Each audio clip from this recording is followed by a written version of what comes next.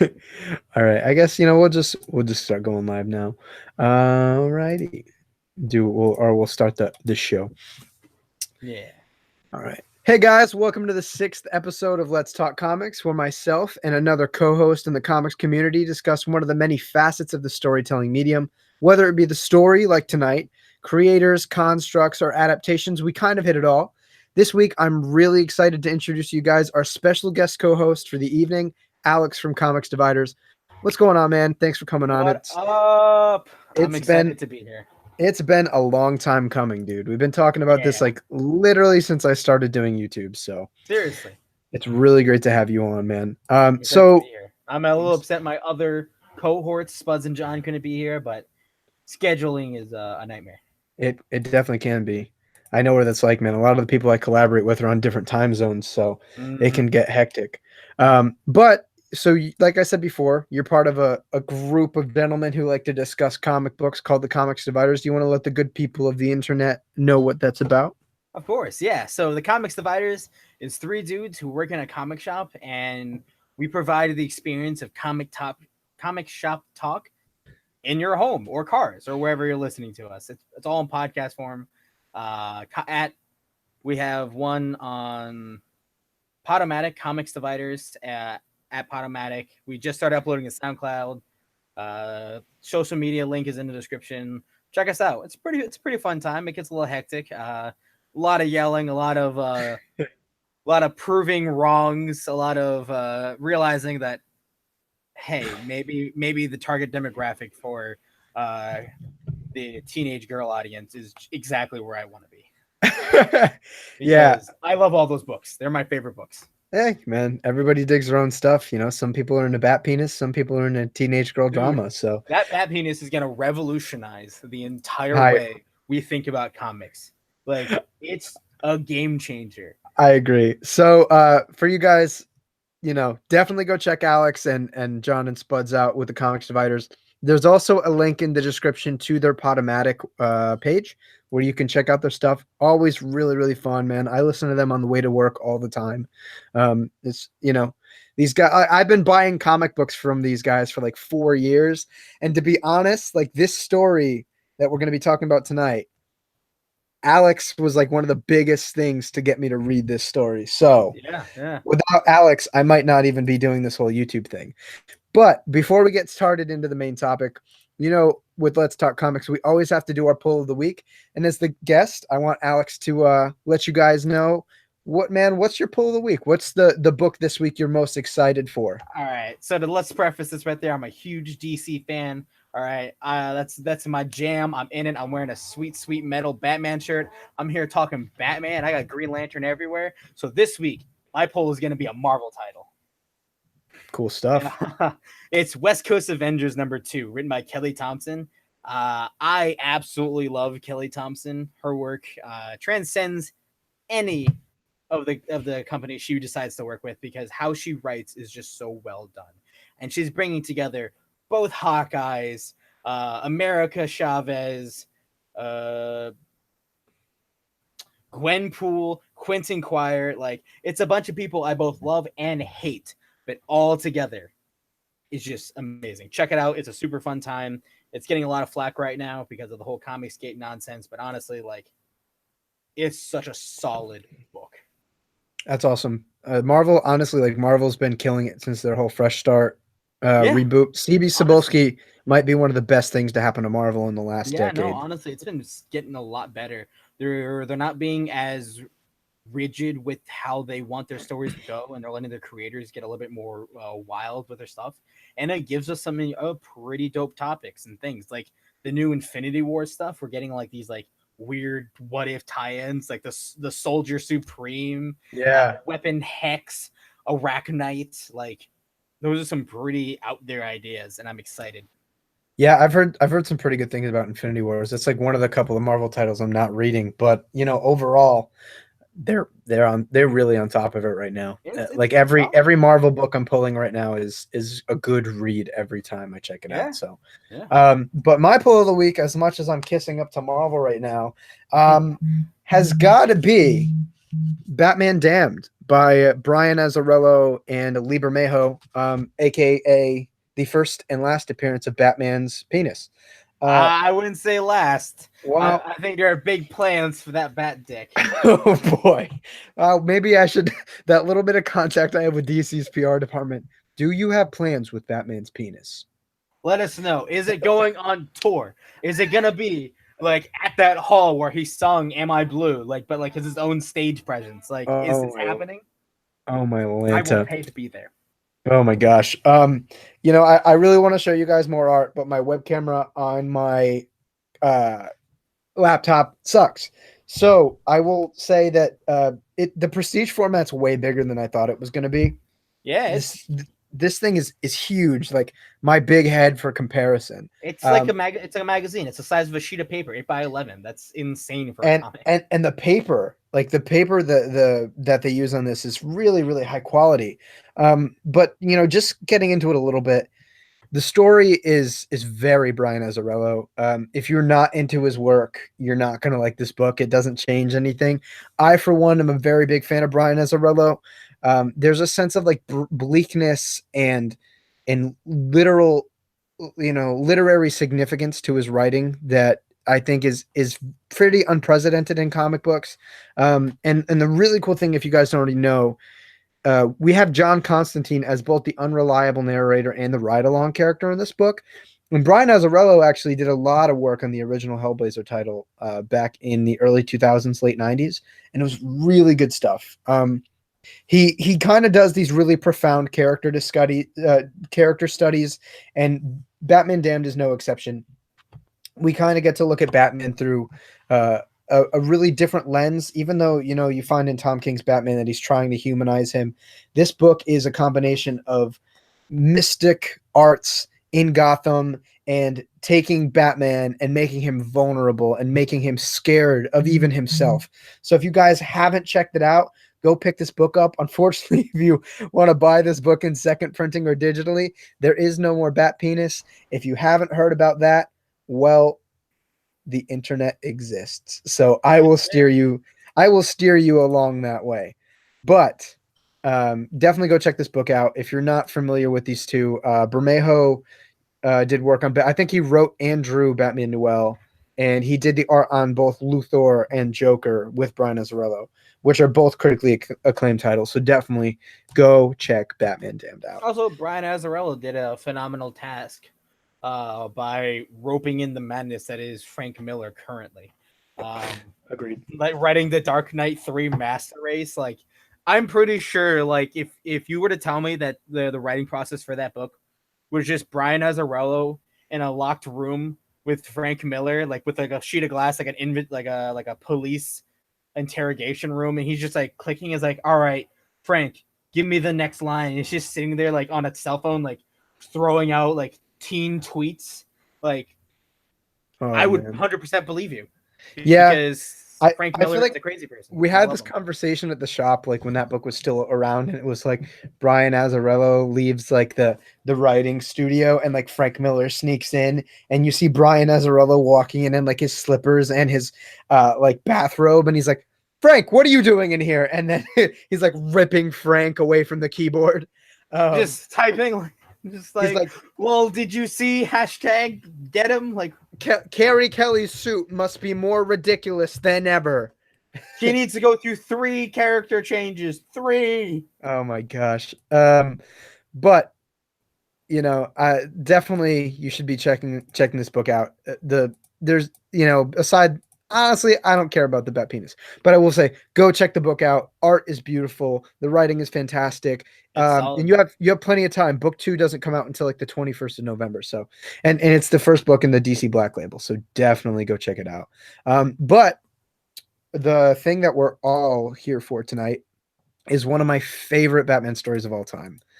This story is what got me to nosedive into comics. Like 4 or 5 years ago, I walked into the comic book shop, talked to this guy, and I was like, "Hey, man, I've been reading a little bit of like Grant Morrison's Batman and like this and that and this." I was like, "What do I read?" And he comes over to me with a trade of volume 1 of Scott Snyder, Greg Capullo, and Jonathan Glapion's Court of Owls.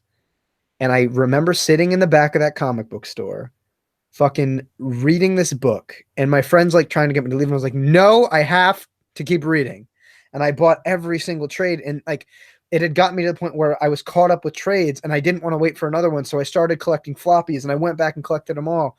So like if I haven't said it before, Alex, thank you for bringing me to this book like 4 or 5 years ago. Hey man, it's my pleasure. I love spreading the good word of the comics. There's just some stories that like the first you remember the first time you read it, and that's like the thing that hooks you into the comic world. Absolutely. Everyone has that book, whether it's their first comic or when they discover their favorite hero, their favorite writer. Like you, first time you sit down and read that book, you know that you're in this for the long run. Yeah, I mean, for those of you comic book fans that don't know what the Court of the Owls is, I feel like you may or may not have been under a rock these last 7 years. It's So one of the most talked about and acclaimed Batman titles in the past 7 years. I would say in like the past ever, to be honest with you. Like when I recently put up a poll on a Facebook group, and I'd asked who's your favorite Batman writer, and I would say at least a solid 25 to 30% of people said Scott Snyder. And to me, A lot of really good stuff. This is the thing that cemented Scott Snyder as one of my top 3 Batman writers of all time. I have a Court of the Owls tattoo because I love this story so much. And the beautiful thing is, for those of you that don't know, towards like the end of the pre-New 52 landscape into the New 52, Grant Morrison introduced Batman Incorporated, and this is in a post Final Crisis DC universe where Batman has kind of taken the concept of Batman and made it global. So he goes around the world, and Wayne Enterprises funds a Batman on every continent, if not every like major country. And it's just this big globe-trotting story with Batman, and it's different, and it pulls him out of his element, and it's especially the pre-New 52 Batman Inc. It's Grant Morrison at some of his best. Batman, like some of my favorite Batman stories is probably the Grant Morrison Batman and Robin, and then the Batman Inc. stuff. It's so crazy and out there, but it's not like as insane as like reading through the second half of Batman Dark Knight Strikes Again. Like, yeah, it's that well-balanced medium where it's just ridiculous enough for me to love it, but not so ridiculous that it's a joke.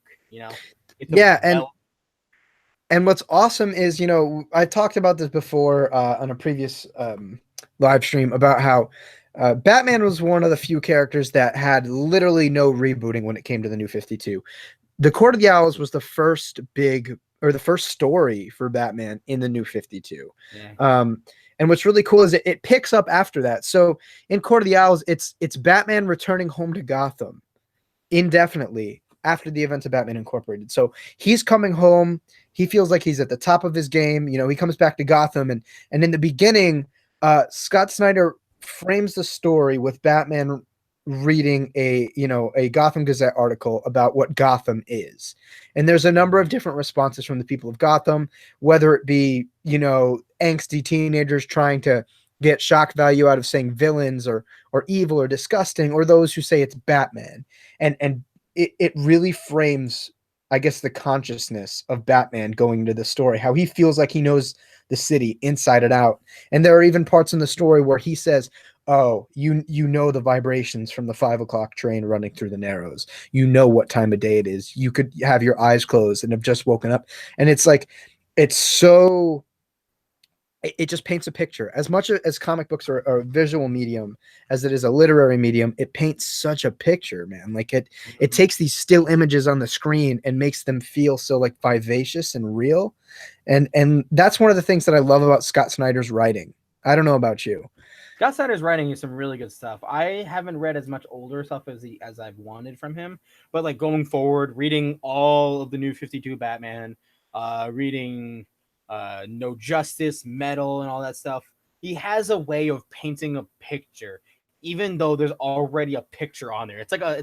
There's layers to this imagery we're getting because we physically see the imagery thanks to mostly Greg Capullo. Oh my! And then we see the words he's describing, which not only bring the depth of what we physically see on the paper, uh, like more to, so, to but life. adds Yeah. another layer and gives you another idea of consciousness. Like we see in Court of Owls when Batman is talking about the Gotham, the old Gotham Tower, how it's like layered and looks like an old ass like Seattle steel needle, but had gargoyles on it.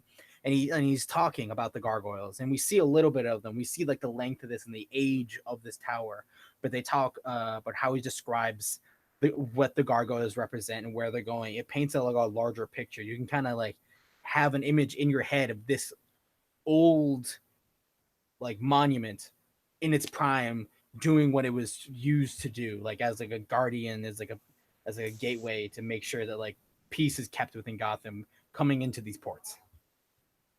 Yeah, I mean, the thing is, I think that Scott Snyder's Batman was definitely at his best in Court of Owls. I think like between Court of Owls, going on to the Death of the Family, I liked Endgame, and then Epilogue. I felt like the Jim Gordon stuff got a little bit much, I but like some this, of the stuff in there. I like the concept. I like the suit. I like how the suit later ended up being a prototype for the Batman Beyond suit, which is a great tie-in to the future events of the Batman lore. But it's just when I think of Jim Gordon, I picture the mustache, I picture the glasses, I picture the yeah, haircut. and When you get rid of all that, like it yeah, makes him a little weird. I just want him to have the mustache show. Like I don't care if he's shaved and ripped. Give me that stupid like push bristle the mustache. dad The stash, dad dude. stash. Like It's the dad that's stash. what makes Jim Gordon. Like if it was just Batman, like that sleek suit, Batman suit with the mustache, 100% my favorite Batman. And you know what, man? Like, speaking of Gordon and tying things back to this story, one of the things that I find to be like an unsung hero early in this book is Batman communicating with Gordon. I love how Snyder writes the chemistry between them. Especially when so at the beginning of the story, we get like I was saying before, the whole Gotham is internal monologue, and Bruce Wayne is trying to kind of gentrify the city and in a more positive way than would occur in real life. Um, and we find a John Doe pinned to the wall with various throwing knives, all of which missing crucial and internal arteries, Mm-hmm. uh, making him bleed to death. And Batman's called to the scene and he investigates. Smells like linseed oil. Like the dude's trained to freaking. That's one of the things I love about Scott Snyder in New 52 is he incorporates Batman both as a detective and as like this fantastic construct in fiction.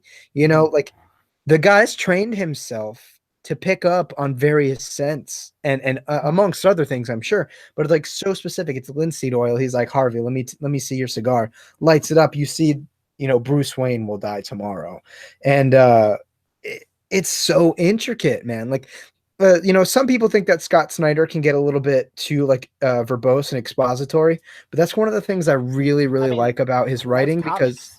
because well, for me, like with Scott Snyder in particular, it builds up to those action scenes where you get less verbose. You know what I mean? That helps build up the story for me. And in this case, the beginning is very, expository because he's setting up the Court of Owls and like this mysterious cabal that's been lurking behind a perch in Gotham since I its think inception. I think one of the best things about like those early few issues of the Court of Owls is that it's cementing that Batman, like Bruce Wayne Batman, knows the city, whether as Batman or as Bruce Wayne. He knows the rooftops. He knows like the smells and the feels of the city. He knows so many things like linseed oil and all that nonsense. He knows so much. He can deduce so much. But the fact that there is this court of people who existed and he never even got a single hint about it. Well, the thing that I think helps kind of tie into the overall theme of Batman kind of coming back to this place that he feels so familiar and grounded with and having the rug kind of like lifted up from under his feet, it's played into with that because we learn early on that Bruce Wayne, when his parents were murdered, he felt like it couldn't be a coincidence. Mm-hmm. It had to be staged. And there had been the folklore of the Court of Owls that kind of ran throughout Gotham's history.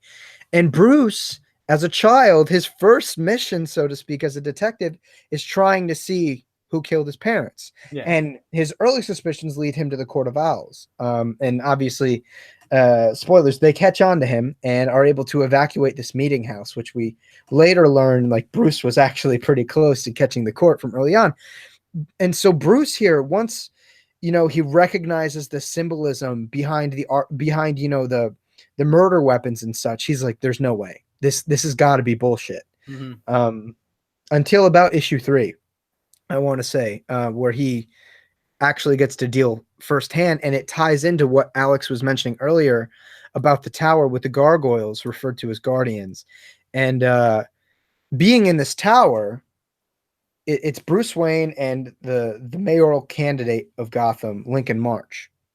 And Bruce and them are talking about supporting like the gentrification of Gotham, and he wants Bruce's support for mayor. And a Talon shows up. And for those of you who don't know, a Talon is the main assassin for the Court of Owls, incredibly skilled in many different forms of fighting throughout history. And Batman's trying to fight him, but at the same time, he's trying to maintain the fact that he is just Bruce Wayne. He's trying to make every shot look lucky, so to speak. And that's what holds him back. So the Talon is able to, beat him up a little bit and smash him through the window. And one of the beautiful things is as they fall in mid-combat, Bruce realizes, if I do this, I dislocate my shoulder. If I do this, I die. And bringing back again to what Alex was saying about the gargoyles, we learned that there's a hidden gargoyle under a ledge on the tower that most people don't realize about that. And that was built later on to guard the underground passageways of Gotham. And to preface that, all of the Guardians are supposed to guard. Actually, that Guardian was supposed to protect people from air travel. Air travel, that's it. Because air travel hadn't been invented at that point. So in the early 1930s, I think, they installed it because that's when airships with the old like Zeppelin airships started coming in. Yeah. No. So you're totally correct. So it's to protect people from people coming in via the sky, and Bruce is able to grab onto it, and the Talon lands to the car below. Later, we learn when the body is being received by, paramedics, the Talon's still alive somehow. Do you want to go on to explain to them what that's all about? Like why the Talon's alive? Yeah, like what? Yeah, so like they the Court of Owls had developed a type of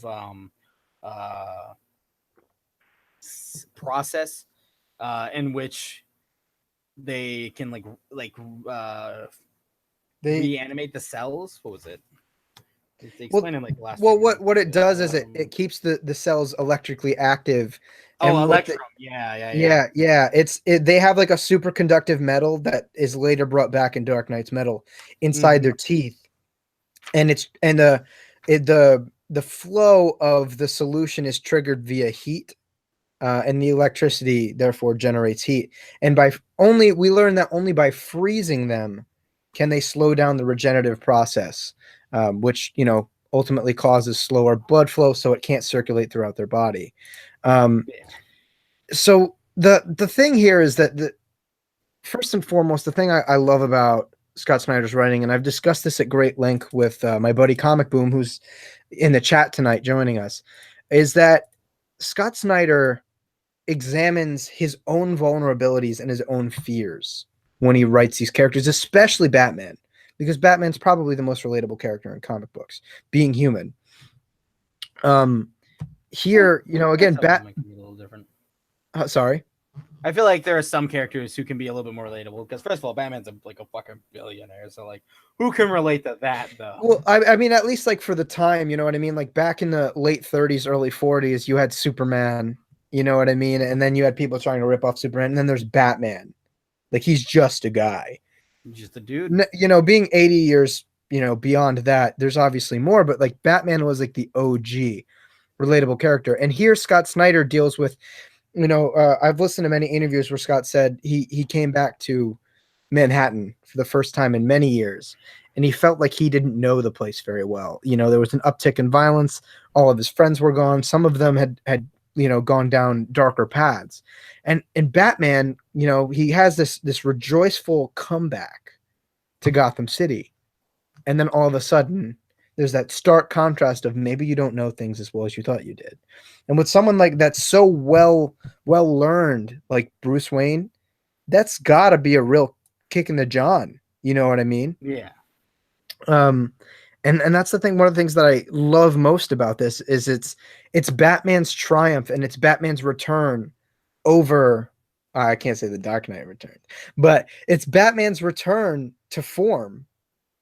And it's dealing with the things that you feel like you'll never have to deal with. It's like the contrast of surprise versus like safety, feeling safe, and that happens to every one of us to some degree at some level. There's many times where you're, even if it comes to like, oh, I feel like I got everything done that I needed to get done, and then you find out the day later you go to class and it's like you forgot to do this homework.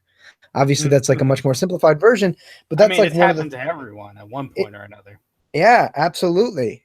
So it's a beautiful thing, and then like, not to mention, this was like my first exposure to Greg Capullo's artwork. I wasn't a Marvel reader at all back in the day, and I didn't know really anything about Spawn.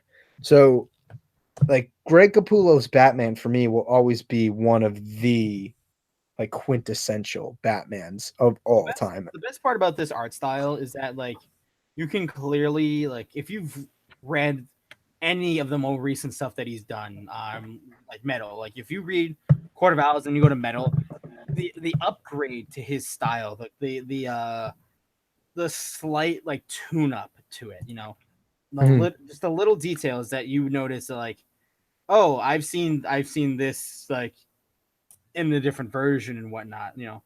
Basically, I just really like the evolution of his art style. Going back and reading this old story, and then how much his art style has like cleaned up in a sense. Well, yeah, and I think one of the things that people take for granted, and I did for the longest time, was the inker. Jonathan Glapion really nails it. You have to remember the inkers. The inkers, the inkers and the letterers are all very important when you have them on the book, because they're also the people who make up the book. Like, without this would just be reading a Sean Murphy book, all nice lines and everything like that, but no colors. Well, I don't mind, but like, no, I mean it fits tonally. But the thing I think, especially with Batman being a character that dwells in the nighttime and in darkness, I think we have a call in actually. Hold on. From Spudinsky. Yes. Hello, sir. You're on the air. What is this? Let's Talk Comics. Yeah.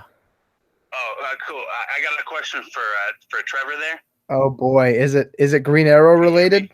Yes, I can hear you, Spuds. He can hear. Hello? He can hear you. Okay. Hey, Trevor.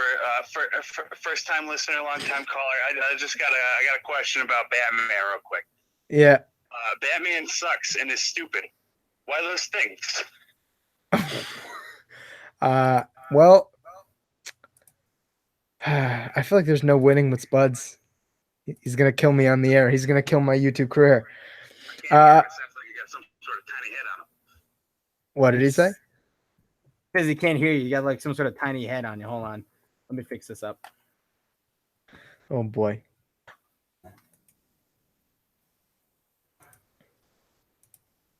All right, speak. Me? I can Spuds reiterate his question? I can't hear him. You're gonna have to translate. Spuds, he wants you to reiterate your question. Oh, me? Yes. Oh, okay. I said, Batman sucks and is stupid. Why those things?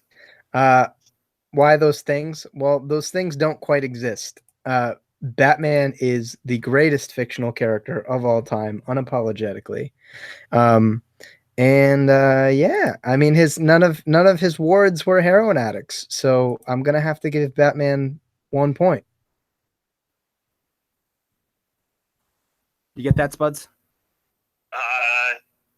Yeah, totally heard all of that. This was a bad idea. Right. Yeah, listen to Comic Dividers. Bye. Right. Just like everything else he does. He's He's a very opinionated Green Arrow fan. Oh But yes.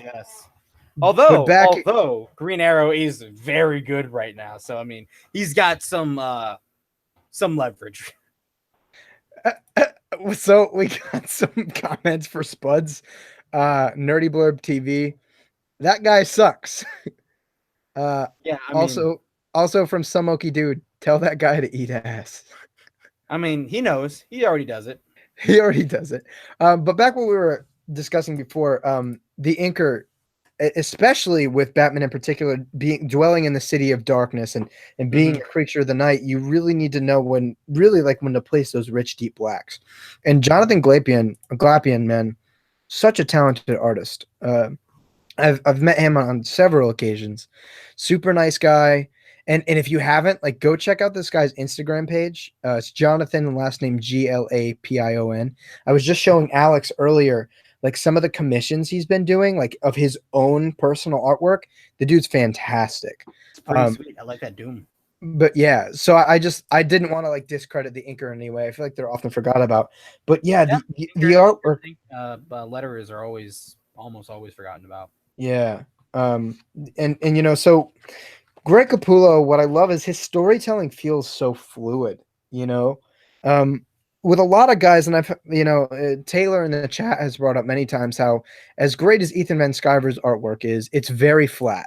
It's very like, in the sense that like the characters feel very static and there's not as much of a sense of movement.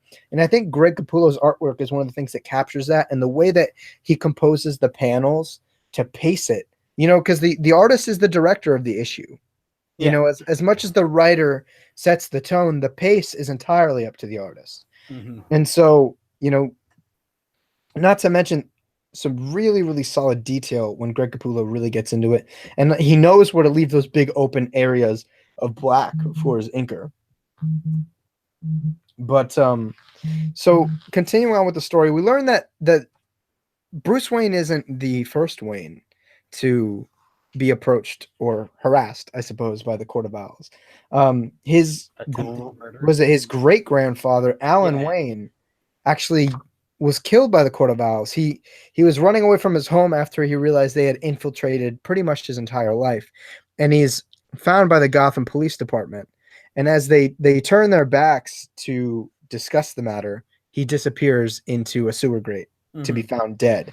And I think that one of the things that I like about Scott Snyder is he's really good at retconning. He does it in a way that it makes sense, you know. Like he's done that in a great majority of his Batman run, and he takes this concept and the best retcons are the ones that don't overtly damage or challenge the great things that have come before it, but can add on to what's going on here. Like I honestly, like, I think that one of the things that was most interesting was this history with the Court of Owls and the Wayne family, and how that might even potentially tie in to something to do with the deaths of Thomas and Martha Wayne. So what are your thoughts on that? Personally, I think the more interesting tie-in is the Halley Circus Court of Owls like training ground thing. Like it was pure happenstance that Bruce Wayne decided to go to the circus that night. You know, it's in town. I got this date. I gotta make sure everyone realizes that like I'm just a normal dude and I have to be seen in public. So what better way than the traveling circus? Like there is no reason that like Halley's needed to have such a deep meaning to the history of Gotham, but it did. It turned out to be like a farm for the Talons, and that Dick Grayson was the next in line until his parents were unfortunately cut down. And now a Grayson, a member of the Talon family line, is a bat. Yeah, and you know, going off of that, he's a bird technically, but he's part of the Bat family. So. Yeah, at the end of issue 1, Batman doing his investigation on that first murder victim, he finds Dick Grayson's DNA under his skin. Yeah. Where, you know, we later learn that Dick Grayson was supposed to be primed to be a member of the Court of Owls, and that the flying Grayson's line of acrobats was like the first step to making them killers. And that I think the first Talon that goes after Bruce is his great grandfather. Yeah, is Dick Grayson's great grandfather, which is super, super cool. Like I think it just like it goes back to and like thickens up the mythos behind Batman and Dick. Yeah. and the It wasn't just mythos. happenstance. Like it's a reason. Like with Tim Drake. Like Tim Drake is Robin because he was smart enough to figure out that like Dick Grayson is Nightwing or Robin, which means that Batman is Bruce Wayne. Like Right. he asserted himself into this world. Like Jason Todd was pure happenstance, but it was still an important part of the storyline because it was Batman's attempt at trying to reform someone who needed it instead of making sure someone who has a similar story to him doesn't follow the same path. Right. And what's really cool is Bruce actually, gets a broader sense of his legacy and gets and finds Alan Wayne's journal to where he investigates some of the things that Alan Wayne was talking about. For example, there's a Wayne building, and I think as tall as the building was, it might have been the 13th floor that was like skipped. Like if you go in the it was elevator. a superstition thing. A lot of people, the number 13 is like surrounded by superstition and everything like that. I mean, like Friday the 13th and all that nonsense. And Alan Wayne, in his growing age, became more and more superstitious because when building these things and trying to create something new, you kind of want to just not dismiss anything. You want to make sure that like, all right, I'm gonna skip the 13th floor, but you can't physically skip the 13th floor. Right. So you make a smaller one in there that is inaccessible. Right. But So it's there. and It's I think it's super interesting because like as much as this is fiction, I feel like something like that was like a real thought process for even now, but especially historically. I think it grounds the story a little bit for me. You know what I mean? It makes this feel even creepier because it's like, holy shit, like this stuff could happen. You know?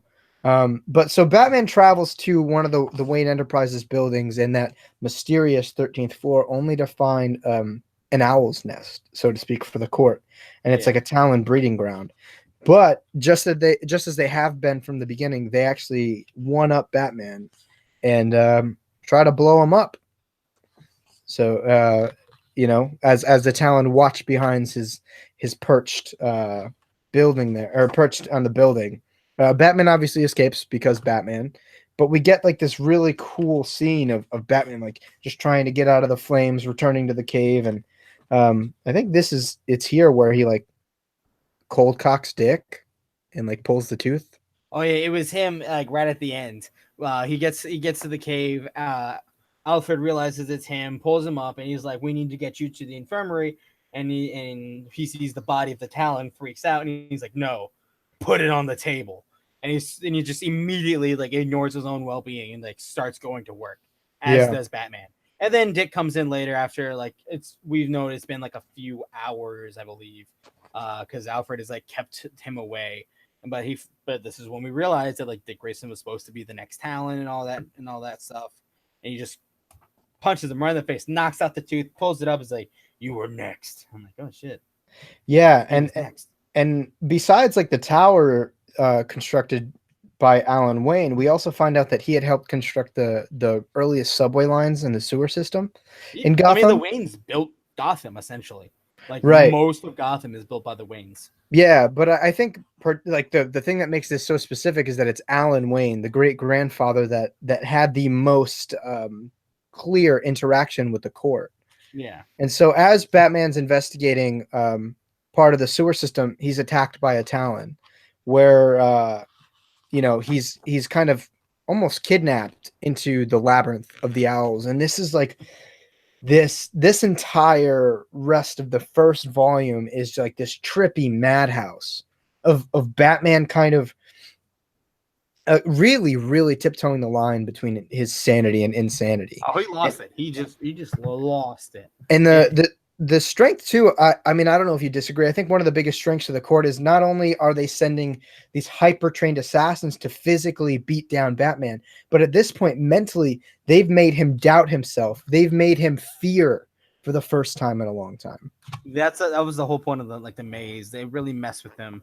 And then the fact that like he was drugged and the drug messed with him, and they left the Electrum water there, which we later and find out man, like 5, 6 years later, with the events of Metal and everything, was like the beginning of Scott Snyder's long game. I'm like, oh shit, that's a Yeah, long ass game. That's a yes, longer game than Emperor Palpatine. Like that, he had a long ass game, and like this is a long ass fucking game. dude. I mean, you got to think, man. It was the better half of a decade. It was like 7 years. Yeah, he's And like, I'm gonna do the storyline, and then 7 years later, he's like, I did this storyline, oh, and then and it changed the DC universe. it's like to set that up so early on and like getting, my thoughts on metal are very, very hit and miss overall. But one of the things I love the most is it like not only was I rewarded during reading Batman Scott Snyder run, but like he rewarded me again later. He was like, "Hey, for all you guys that have been reading my stuff from the beginning, here's a nod."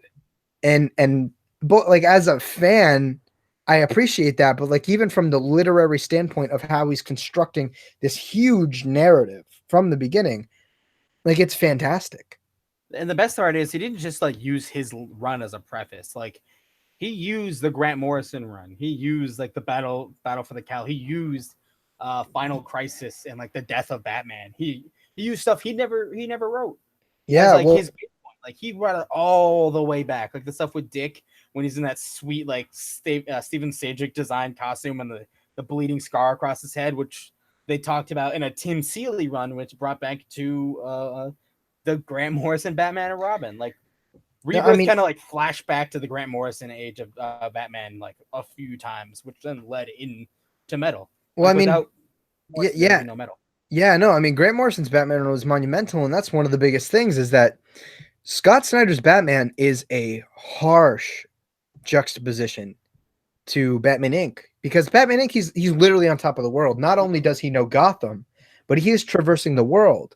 And here he is coming back to what he thought was just peanuts in the big bag that is the world. But he truthfully doesn't know Gotham like he thought he did. He doesn't know that little peanut. Therefore, it makes him challenge what he knows and what he's comfortable with.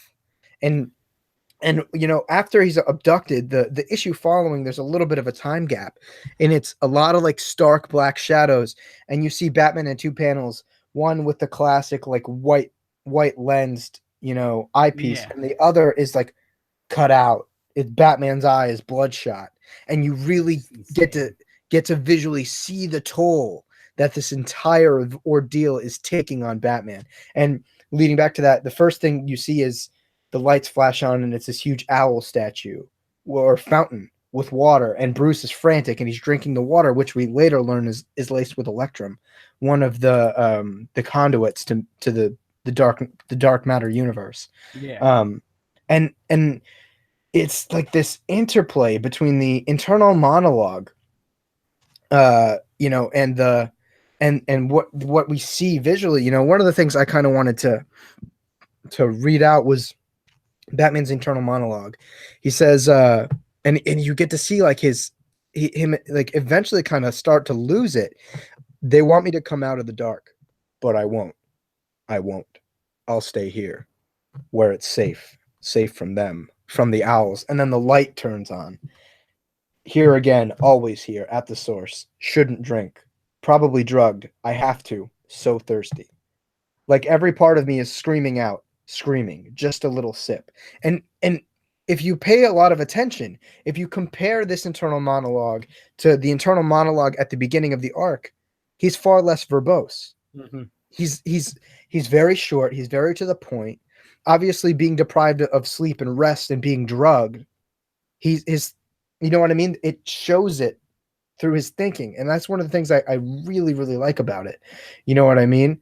Like in other times you have writers that mischaracterize, like say Batman's drugged and he's like analyzing the science behind it. Like, dude, if Batman's drugged, there isn't any science behind it. It's just Exactly. this is happening.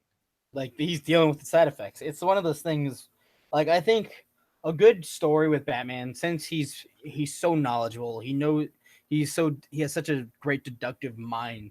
The best stories are when you throw him for the loop. Right. You throw out information, you throw out a concept, you throw out a person that just puts him at odds with what he knows. Like with the Court of Owls, and then later on with like um well, it's the Jim Gordon Batman, but with the blue mark, where they're trying to figure out where this all came from. And then going into like Tom King's Batman with Bane and all that stuff, where Bane is not trying to break the like the bat, he's trying to break the man. He wants to mentally break down Batman, Right. which was also another like long ass con. Well, it's like here the thing that makes this so significant is you're making both one of the most intelligent men in the DC universe, but one of the most convicted and one of the most willful men in the DC universe doubt himself. And that might seem simple to one of us, because we have our doubts all the time. But this man is honed, and he is both a specimen physically and mentally. So to make Batman feel this level of doubt and to do it organically in the story, I think is super significant. Mm-hmm. It was really well crafted story, and honestly, it's one of the more solid runs for the Scott Snyder Batman run. There's some definitely really good stuff. The only one I'm like a kind of I don't really like that much is the 0 year, because it went on for way too long. And like Yeah. if I just picked up as a trade and I wasn't reading it like as it released, I would have been fine. I would have been fine with it. It's a good read all throughout, but like at the same time, like it was a year. That's a long ass time. It wasn't even like a staggered year. Like every issue of Batman, there were so many tie-ins and so many nonsense. Like it was a big book. Yeah, as a little Endgame side was tangent. a big book, but it wasn't as big. But like, as a side tangent, I love 0 year, but it is one of those things that reads much better in trade, especially back then. I found myself, because that's like when I started picking up floppies was 0 year, and I would like just go like new issue comes out, I have to reread like the previous one. Yeah, it was one of those things, you know. And that's the thing when you try to push farther along with like a particular story in the comics medium. Like comics work well in small bits. Like when going long form can be very hard. It's not an actual novel. It's not like a 200, 300 count, like no pictures or anything like prose novels. It's a short snippet of a story that you can tie into later. It's a chapter, you know, it's not the entirety of the book, but it's a chapter of that book that may or may not be touched on in the next chapter. And that's the thing. When you take such a long chapter, it can really be tiring. Like it should have been a little quicker on release. Like if it was every other week, it would have only been 6 months. It would have been a normal thing. And then you'd be like, wow, I got 12 issues in 6 months. That's an impressive feat. But they weren't going to do that.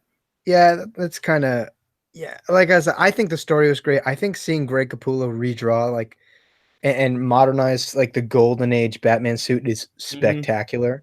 The art was spectacular. How he like ruined the city, the Riddler design.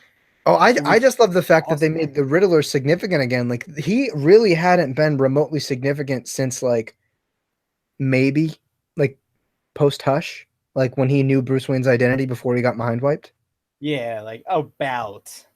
Like he really has, and then like lately he's just been kind of everywhere. Like post 0 year, move in, and we get the war of jokes and riddles. It's literally a war of Joker and Riddler. Yeah, and one of the things too that ties into what we're saying here, Taylor in the chat says that he thinks Snyder is a great trade writer. I agree. I think a lot of his more recent stuff has been a little bit meh for me, but like his Batman run overall, yes, absolutely. Like in front of me, I have the absolute edition of Court of the Owls, and it includes the first 2 volumes. And for those of you who don't know, like the first 2 volumes essentially are the Court of the Owls story, but are categorized as the Court of the Owls and the Night of the Owls. Yeah. And it's like you have to read those 2 together to get the full effect. For me, like I said, fortunately, the trades were already out. So like after I finished reading the first trade, immediately I went and picked up the second one. And you know, having the absolute, it definitely is a big help. But I 100% agree, especially with, you know, 0 year being so long, like being able to sit down and maybe go through all of like the Secret City portion and then the Dark City portion, you know, within 1 or 2 sittings is, I think it makes the story a lot better, and it feels a little bit less. It definitely just doesn't drag like it did before. That's the thing about the comic industry, you know, like working in a store that has comics, going through reading comics for so long, you start to realize that the only people who continue to pick up the single issues of comics are crazy, insane, impatient people. Like, So us. yeah, exactly. Which I mean, I pick up way too many comics, and I when I pick them up, I probably don't even read them until I have like 1 or 2 on the docket. Oh, dude, But like, you know, I mean, you know me too. Like we were yeah, just talking about how many books I haven't picked up because I've been, box full, man. It's yeah, insane.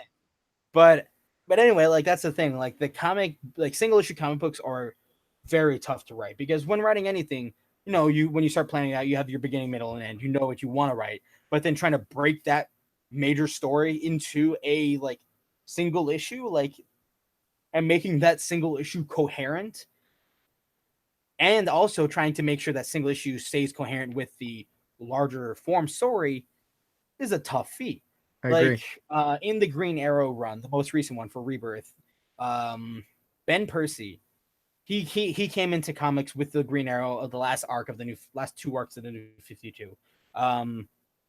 First one was really good. Second one was just kind of like a stall. It was a stall until he got to write his real story because he knew Rebirth was happening. But like starting from Rebirth #1, like the 0th issue of that series, he set a plan in motion. He's like, this is my story. It's going to take me this long, and I know how I'm going to craft each issue and how to go with it. And so reading each issue singly was great. It was from beginning, middle to end in that single issue was well planned, well thought out. And then going through and reading it as a trade is like, oh, this is also really well done. And then when you read it all together, because it's a 40 issue arc, like he did it in several arcs, but like it was the ninth circle arc. It was 1 to issue 40 something. For all intents and purposes too, like that was his Court of Owls. Yeah. It was a massive play, and it worked out well. And it's very tough to do something like that because you have to throw in little things, you know, things that may not seem significant, but are just there because you have to pad the story somehow. And then that's how the comics work. Well, and I think too, that's another accolade to put under the Court of Owls belt. Because to be honest with you, if the Court of Owls didn't exist, I don't think that run would have existed. The Ninth Circle certainly, I don't think would have existed. That takes huge, like it even ties in part of the Court of the Owls. And one of the things too, like going through this book that I want to bring up is how visually when Batman's going through this labyrinth, how like the suit is changing to reflect Batman's mental state. Like as he goes on, you see there are tears in the cape, tears in the mask, cracks, his bloodshot eye. It looks like that, like the Batman Arkham City, like rabbit style thing, or it looks so good, and it's like the outside is 100% reflecting the inside of Batman too in this situation. The Court of Owls is such a really well done story arc for what it was. It's acclaimed for a reason, and I think because of this storyline, this is how like Scott Snyder and Greg Capullo's careers really like picked up. Like people didn't know much about either of them until this. Like Greg Capullo had some stuff under his belt and was doing some pretty good stuff, but like Scott Snyder had a few things. His most recent thing was the Swamp Thing part. Well, yeah, I mean for Scott, before he was doing this, he did the Black Mirror, which again became critically acclaimed, and people dug him for that. But like Wake too. But like, well, yeah, where I was going with that was before he did that run on Detective, he was largely an independent writer. You know, like I've had a conversation with Scott where, you know, when he first started doing American Vampire for Vertigo, he'd go to cons and give out free copies, and he'd find them in the trash. That book again ended up winning him an Eisner. You know, like the dude's so incredibly talented. So like when he steps into this role, like people want to be like, oh, Tom King, like you can't compare him to Scott Snyder. You know how many people compared Scott Snyder to Grant Morrison? And then who paired Grant Morrison to the one before that, and so on and so forth. Like, well, it's like you're always filling shoes when you move. Grant Morrison are like big boots to fill. Like Grant Morrison, like again, another one in my top 3 Batman writers of all time. Like Grant Morrison is. I mean, Grant Morrison's just one of my favorite writers, just in general. Yeah, like, I love him. He's great. I'm so excited for him to be writing the new Green Lantern. He's so good. The thing about Grant Morrison's like boots, you know, I feel like Scott Snyder didn't fill them. He recognized that these are the big boots you need to fill, put them on a shelf, made sure that he can continue to reference him, and then made his own path, made his own boots while using what was left. He didn't attempt to fill the shoes. He forged his own stories, and it made him good. Well, yeah, one of the things that I mean, I guess my metaphor there was going more for like the quality of the content. You know what I mean? Like in terms of quality, he's 100% up there with Grant Morrison. And for me, like Court of Owls is my top 5 favorite Batman stories of all time. Like it's up there, like with the likes of the Dark Knight Returns and such. So, like that should say something. Like I said, I have a Court of the Owls tattoo. Yeah. You know what I mean? Like I love this book and what it does for the character. And it's really hard to develop someone like Batman, right? At this point, he had been around for about 75 years, which is insane. But when you have in a periodical form of storytelling, you know, and not to mention you have all the side books or tie-ins to other books, and like amongst all the people that have gotten to write Batman over the years, it's got to be difficult to help continue to progress the character after that long.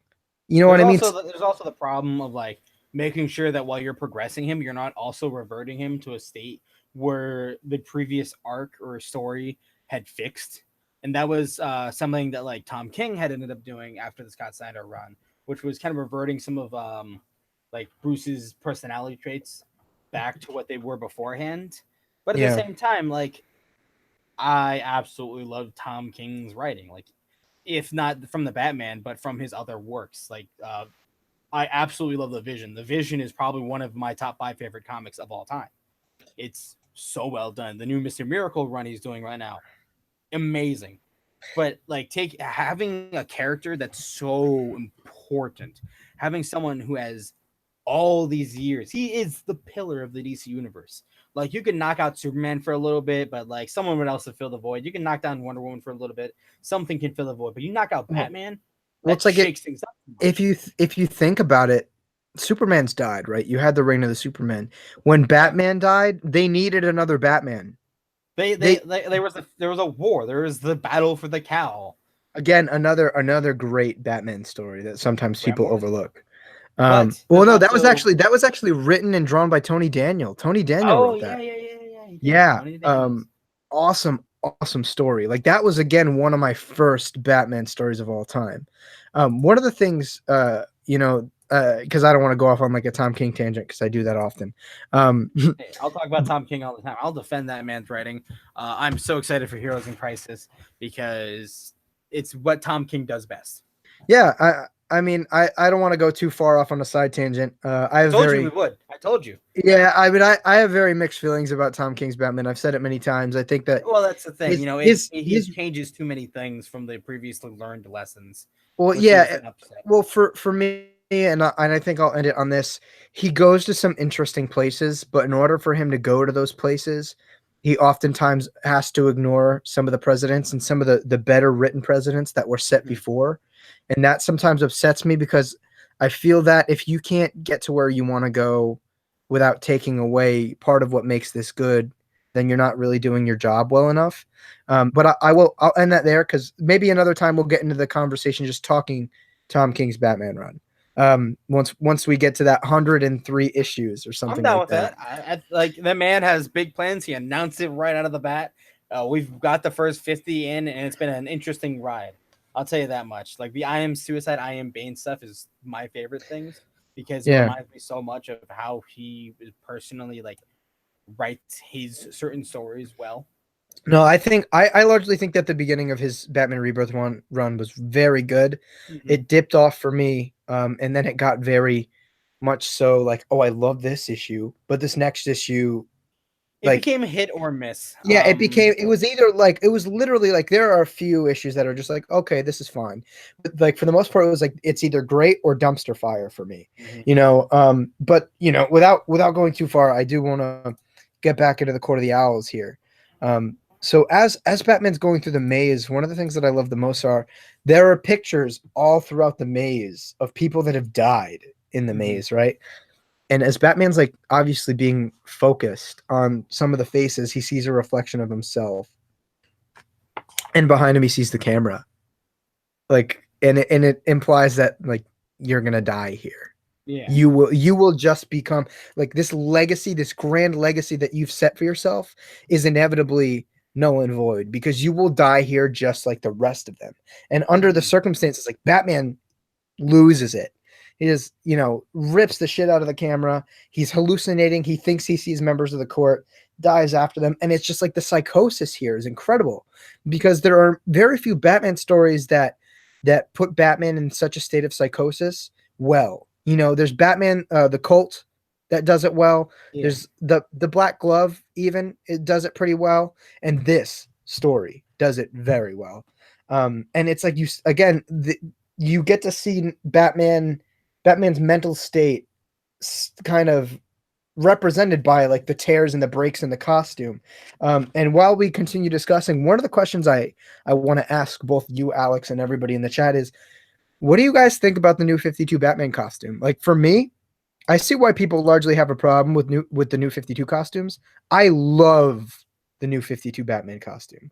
I think it makes so much sense because like why would a normal guy be running around in tights? Would it not make sense for this guy to have some sort of body armor? I mean, the body armor makes sense. But I am also a big fan of the classics and everything like that. So like the shorts on the outside, the big yellow symbol and everything like that uses the distracting target. Like I appreciate those classics, but like the costume being a body armor, he's a dude. Like it makes sense. Like Superman can run around in tights, and he is running around in tights now again. Yeah, But I mean, he doesn't need the body armor. He just needs a good non-flammable cloth. To me, the tights make the most sense with Superman, and like color-wise, it helps break it up because the blue and the red are very, very like intense. Yeah. But with Batman, the thing I appreciate. Don't get me wrong, like Jim Lee's like Hush Batman suit that just kind of pulls in like the modern and the classic. One of my favorite bat suits of all time. Like I did a bat suit bracket on Twitter, and the Hush bat suit actually won. And the classics. The classic suits go a long way for me, but here it makes so much sense because he wants to be stealthy, so his belt, it's like a more muddled, like utility yellow, classic black bat, all gray. And for me, like the tights here, for those of you that don't know, the tights in superhero comics were brought about because in the early 30s and 40s, circus going was a very common way to entertain yourself, and strongmen often wore those tights. And so the use of strongmen in superhero costumes was this like idealistic way to present these heroes. And I think for Batman, it just makes sense because he's not going to make that type of impression anymore. Yeah. The landscape of where Batman is right now, he's a detective. And so like for him to have this cool, sleek, like body armor and the stealthy outfit, I unapologetically absolutely love the new 52 Batman costume. And it's one of my favorite Batman costumes in continuity. It's a really good one. I like the Rebirth design just a little bit because it brought back some of that classic elements while also keeping some of the new 52 design to it, which is really good. The new 52 design just makes sense for the time. It's a modern version. Like he doesn't need the tights, he needs body armor. He's a dude. Like even he's a well-trained dude and will be hit not as much as most other people would be, but just in case, Also Batman's entire motto is just in case. Yeah, well, also bullets exist, so that's a thing. Oh no, bullets, my one weakness. Right. Well, amongst many, I suppose. So a couple people did follow up in the chat. Some Okie dude, he doesn't really have much of an issue with it. And Taylor said that he liked it in the beginning, but he doesn't like the Capullo redesign that became the Rebirth costume. I'm gonna have to disagree. I'm gonna have to go with what Alex had said before. I love how the Rebirth design pulls in classic and modern elements together. I actually really prefer like the yellow outline to the bat symbol over the big yellow circle. I think the big yellow circle is like I love it, and I love what it like what it represents and what time for the character it represents. But that yellow outline, I think it looks sleek, it looks modern, it's a callback to a more retro Batman costume, and it's like classic. You can't go wrong with the classics. Yeah, and like I love, although it doesn't look functional at all, his utility belt, it just looks so futuristic, and I feel like that's like the early precursor to the Batman Beyond belt is always how I interpreted it, where it's like that's the thing. Like, we're getting droplets. They're trying to push Batman Beyond now and trying to I want them to do more with it. It's still going. Like Batman Beyond is still going. Like I feel like that was a series that should have been like axed 57 issues ago, Yeah. like back in New 52, but it's pushed past through the New 52. It had a whole arc that tied into like a major crossover. It's still in Rebirth. We finally have a new Batman Beyond Robin now, and his costume is dope looking. The cool thing too about I think about the Batman Beyond in the Rebirth is like it's starting to pull it. It's starting to imply the interconnectivity between like the animated universe that we know and love and the comic books, because they even introduced Damian Wayne, which like I love. Like I don't really keep up with Batman Beyond that much. It's been very hot and cold for me, but like I love the concepts. Like for me, like get Paul Dini to write that book for a bit. And like I think Brett Booth is going to be on the art coming up. Like Paul Dini and Brett Booth on that book. I'm like I'd buy the hell out of that. I think that'd be I read super it dope. when after Post Futures End, when it rebooted and Timmy D was in the Batsuit with Alfred as his AI. It was a solid story, and we got to see like the inkling beginnings of Matt McGinnis start to become a Robin, and then it finally happened. And I think it's great to have that like future version, but I want to see more of it. I want to see more interaction, more things that like link everything. Like when we go into the Rebirth stuff with Luke Fox creating like the Bat Knight stuff and everything. Some of the stuff he uses ends up becoming part of like the second series of the Batman Beyond suit we see in the series many years ago. Yeah. Well, I mean, the thing I want to like pose a question for, or actually maybe I should address this too. Taylor said that it feels like they wanted to go full circle but didn't go all out. He thinks Earth One is a great design that incorporates the yellow bat as well. Yeah, I mean, for me, the storytelling in Earth One is very hit or miss, but I really like the bat suit, and it definitely doesn't hurt the cause that it was designed and drawn by Gary Frank. I love me some Gary Frank. His Shazam stuff is great, and I'm so excited that him and Jeff Johns are doing a new Shazam book that isn't a backrunner. Well, it's actually Jeff Johns and Dale Eaglesham. I don't think Gary Frank's doing the art for He might be Shazam. doing the covers. But I know Taylor in the chat's a big Jeff Johns fan, so maybe he'll be able to confirm that for us. But yeah, going back to the Court of Owls, you know, you get to explore Batman's like paranoia, and you eventually get to kind of see Batman, kind of regain his confidence in himself and have that plummet back down, and you know, he eventually like hallucinates and sees his parents like an older super deaf. yeah, like old deaf. Oh no, blind. They're blind, not deaf. Yeah, and there's like Bruce, oh my god, and like they're making him like they are deconstructing Batman here. They are beating him down in the most emotional way. And then like he starts to hallucinate, and and what's cool is one of the things I love is from page to page in this book to I guess help to convey the tone and like the insanity. Every page, it will like rotate the perspective. So, just like rereading it last night. I'm like, oh, okay. Like you have to spin it around, and it's like this is fucking awesome. Like, I mean, it sucks because I have this big ass thing, but like it's so cool because you really get a feel for like the insanity. I love the composition that they use and how they use like the page structure, and the visualization of Batman's insanity, because he starts like morphing into an owl like visually, like via his insanity. And it reminds me I don't want to say, was it Tim Sale, like the long Halloween, like long, like creepy looking guy? Yeah, like oh the Tim Sale. No, it's Kelly Jones. Kelly Jones, yeah, that's the one I'm talking about. Yeah, like that, like the long, creepy looking one. It reminds me so much of that. Kelly Jones and Bernie Wrightson are like the two big ones that really applied like the horror aspect.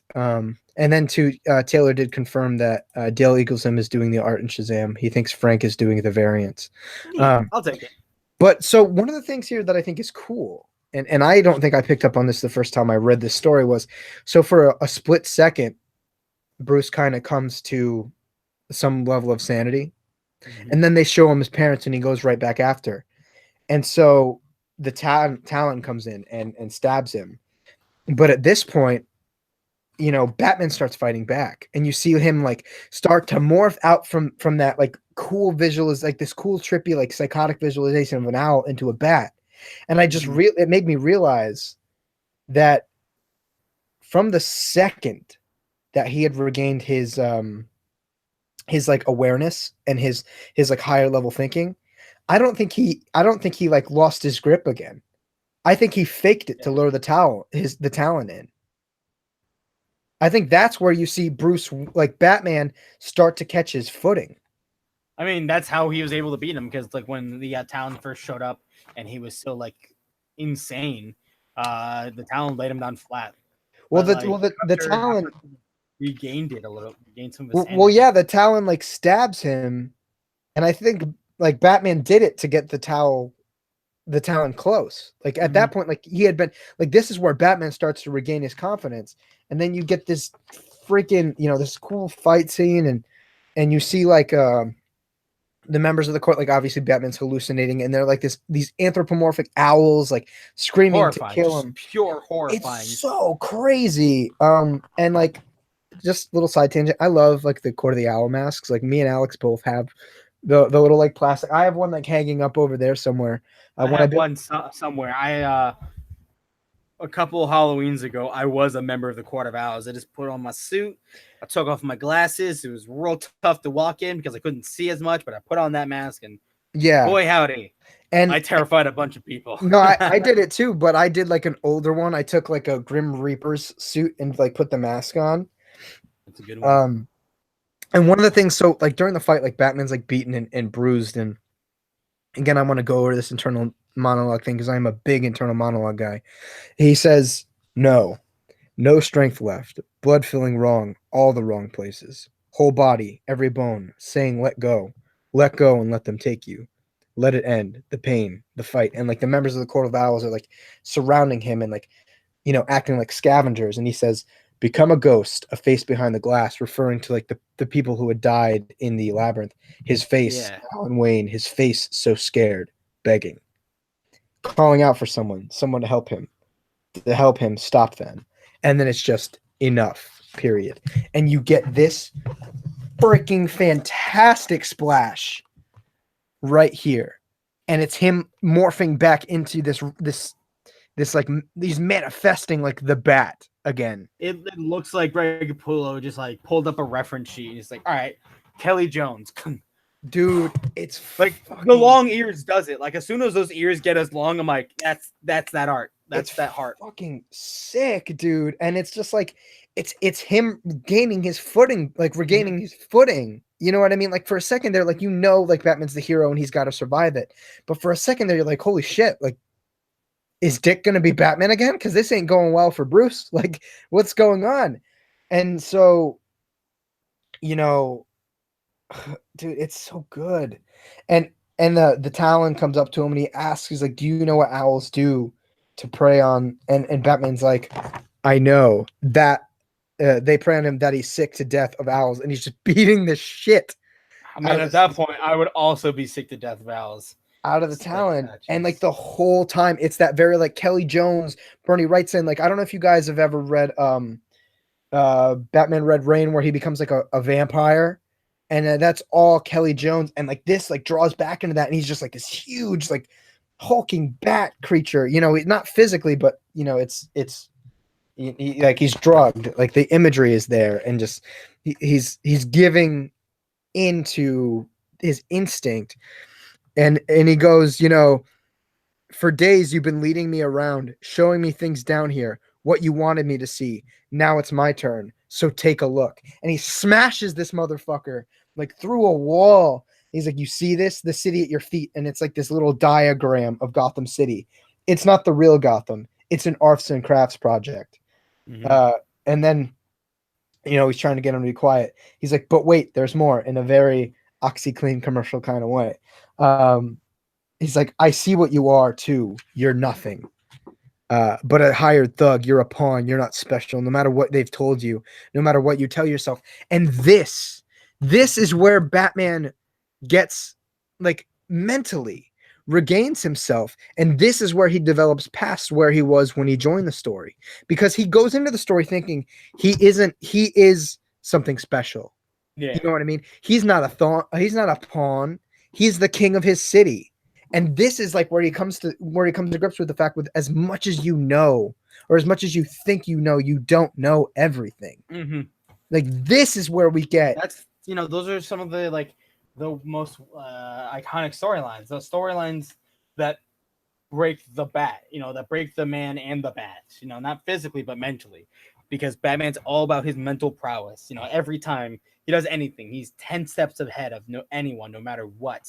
And anytime you challenge that readiness, that preparedness, that mental strength and like knowledge he has, is when you start to find fault with the Batman's character traits, and it becomes human in a sense and can be way more relatable than what he is as being the top of his game, being this insane intellect genius. yeah.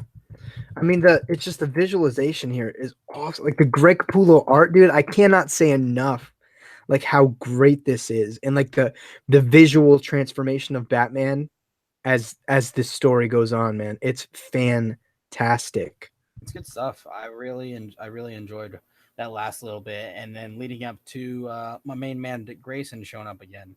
And this Dude, game clocked. it's fantastic, man.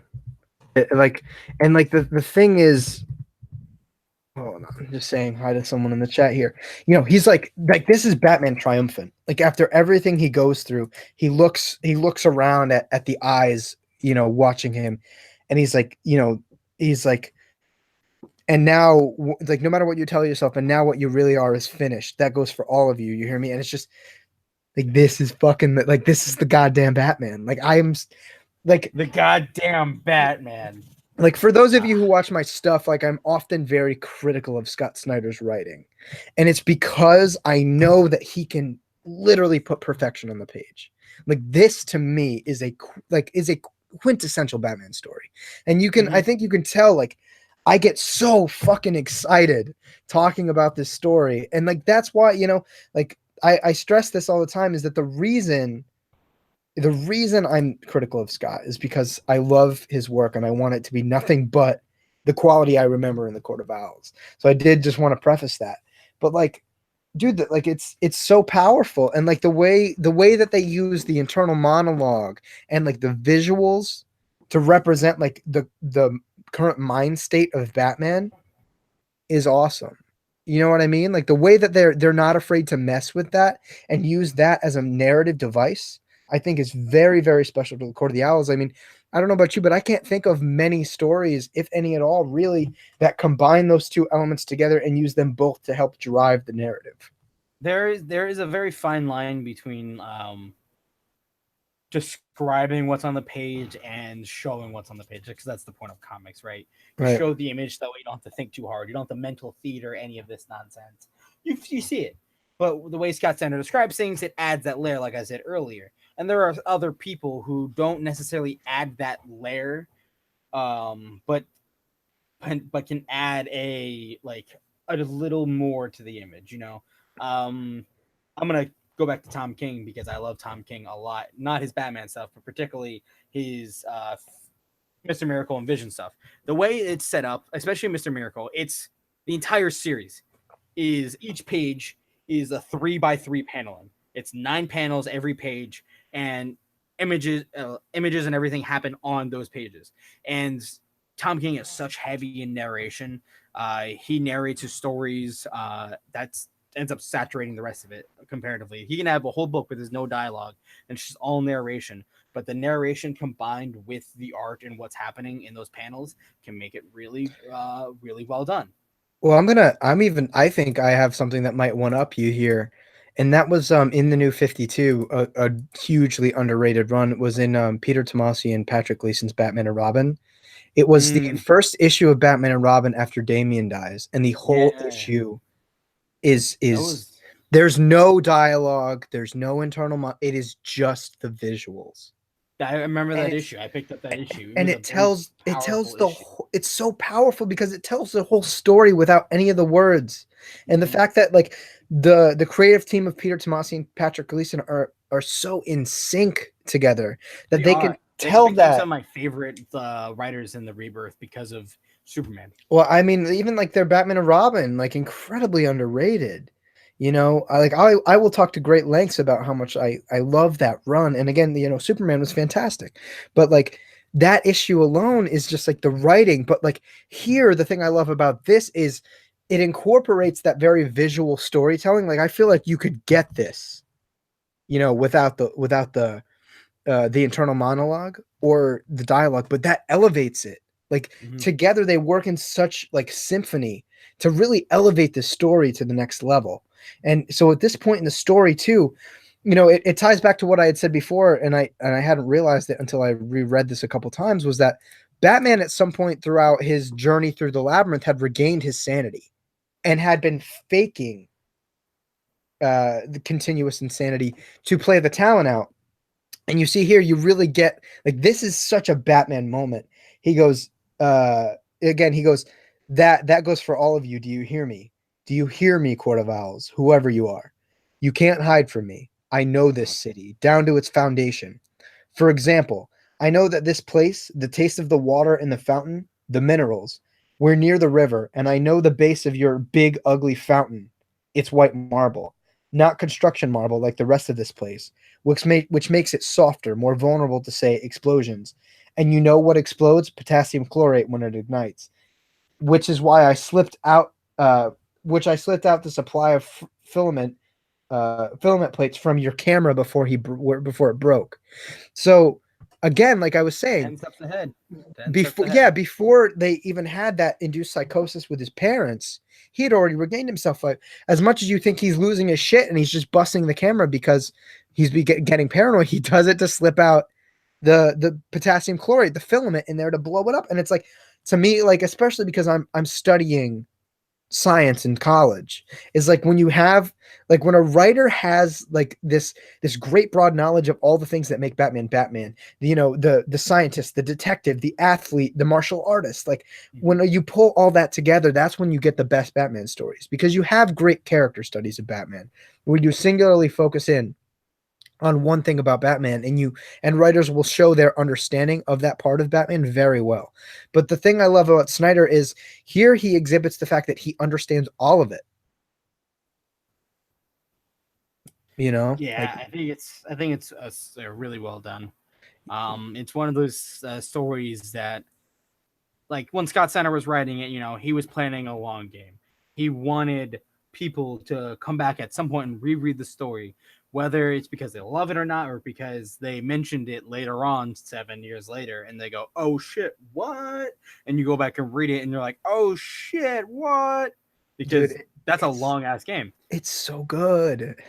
You know, like, and the cool thing is, like, it's just like even the dialogue is so triumphant. You know, he's like, Court of Owls, do you hear me? I'm coming for you. And then like as he explodes the floor right around the owl's fountain, he goes, I'll be back for you, all of you, as he literally like drags his nearly lifeless body down. Like the guy is like beaten half to death and has gone through like 50 different stages of psychosis, and yet drags himself out triumphantly, and understands like he's been inside this labyrinth for potentially days. Actually, we do learn later that it's been for days, and he knows that this, yeah, and we learn that like he kind of knows exactly where he is. Like he knows that by getting down at this point into the sewer system, the current will bring him somewhere near Wayne Manor, and therefore the Batcave, where Alfred discovers him. And it's just like, you know, it's so good. And you know, I also really like how through all of Batman's like preparation and all his forethought and like how his and all his secrecy, his back door is literally just like a iron grate guarded by Alfred with a shotgun. well, I feel like there's probably some measure of security, but like, Well, yeah, it's he has to. Alfred knows he's down there, but there's no like fake wall or anything like that. yeah, Nothing that's like put in place to make it seem like it's not supposed to be there. It's literally a fucking grate that Alfred just goes, "Who the fuck are you?" with his shotgun. I'm like, all right, I appreciate that. That's a minimalistic thinking right there.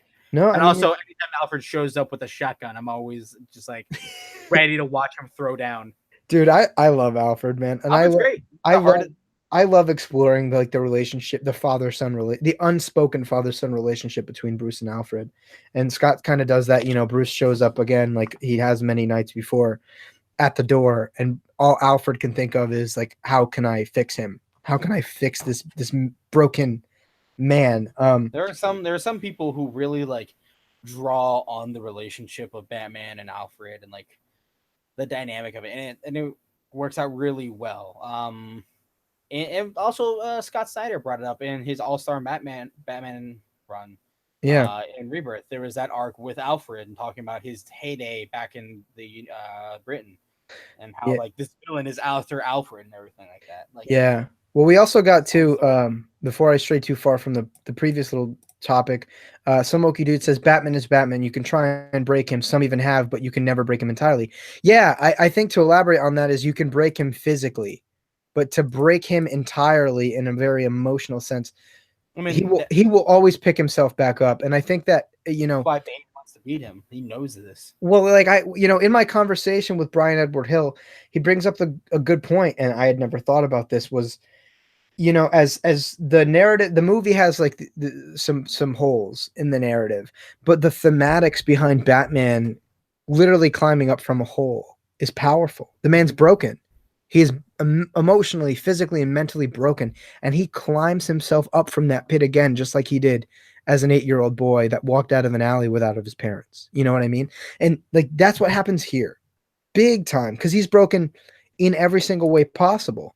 And again, this, you know, we get some stuff with a couple members of the court, you know, and it just like displays like their aristocratic nature, and that, you know, they're like, oh, this was just like a gladiator match, you know, we should dispose of the talent. And then we learn that they have like hundreds or thousands of talons. Just now, has that ever been touched back up upon? Because I've read all of New 52, and yeah, the court has been the court gets mentioned in the Rebirth Nightwing run. I remember that because of what's his name? The main, the first partner of Nightwing, Raptor, yeah, from Spiral and all that nonsense. Like the court gets mentioned because they're tracking someone from the court. well, and like we get some more things, but like, what about the talent? How come we never see his granddad again? Because he's alive. well, He's his granddad there. had his own book for a while. There was a Talon book. I think that was James Tynan's like first book with DC. Was like, I didn't read it, but to elaborate on what you were saying, like, do we see the court again? Yeah. Do you remember like at the end of Batman Eternal, we find out like the whole thing, like they try to leave you to believe that it's like the fucking Clue Master, Stephanie Brown's dad, and it's actually I won't spoil this because eventually we'll have a discussion about the City of the Owl or the Night of the Owls arc, but it's Owlman, yeah, Owlman, and then after he gets beaten and like beat the shit up, or actually, yeah, like the court like tries to dispose of him, but yeah, you know, and as we get like this cool like reiteration of like the year one situation where the yes father I shall become a bat, and like I am always fucking up for like Greg Capullo like redesigning these moments in Batman. Like I have always maintained that if you re-released a Dark Knight Returns book with the same compositions but drawn by Greg Capullo and you keep the script entirely the same, I would literally change a few things about the script.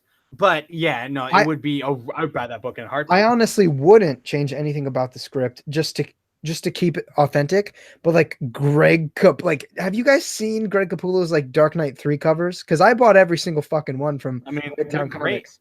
They're great. Like imagine a whole. There are a few artists where I feel like if you reimagine this book with their style would be better. Greg Capullo being one of them, and Jim Lee being the other one. Like those two art styles are so fantastic that putting them to this iconic story would only enhance it. Well, I feel like especially like tonally with the Dark Knight Returns, I feel like Greg Capullo's art would lend itself even more than Jim Lee's. As much as I love, Jim Lee, can clearly tell this man draws a lot of influence. Well, from like the big bat era. He even says so.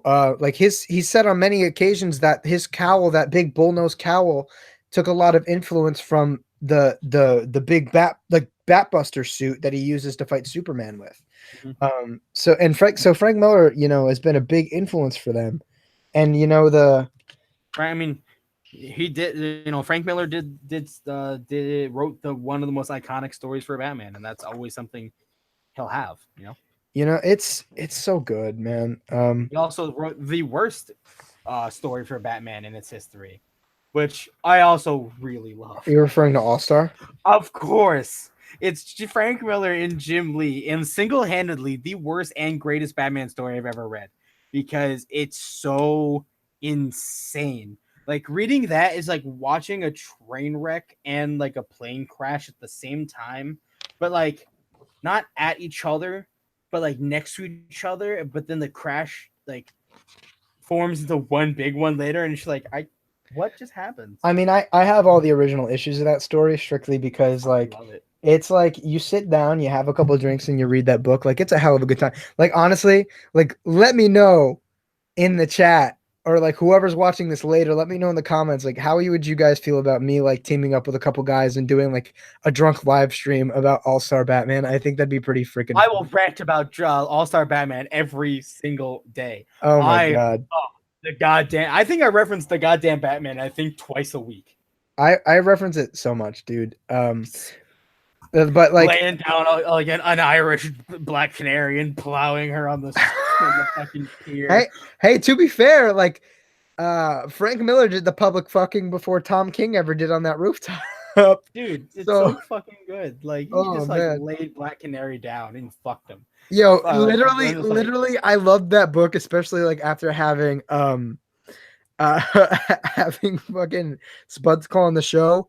Like, I literally just want to get a big print of Batman and Black Canary to piss this man off. I'm the goddamn Batman. Oh my god, give me that goddamn ass, girl. But like, oh my god. Okay, but like, all right. But like so going, I was gonna say, what's your top 5 favorite Batman stories?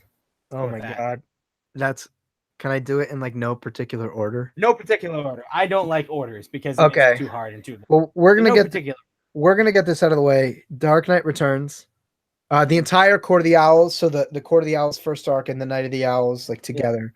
Yeah. Hush. Yeah. Batman Ego. Mm-hmm. It's tough. It's really tough picking this last one because I'm between like, I'm like looking here at my bookshelf here. I'm between like Cataclysm. I'm between Rest in Peace because I super fucking love like Rest in Peace and that whole Black Glove story arc. You want some lemonade, Green Lantern? I was reading some of the comments in the chat and I'm like, yeah, that was my favorite scene where he just painted himself yellow and just had like lemonade and Robin just like went to town because he fucked up Robin mentally. Yeah. Oh my god.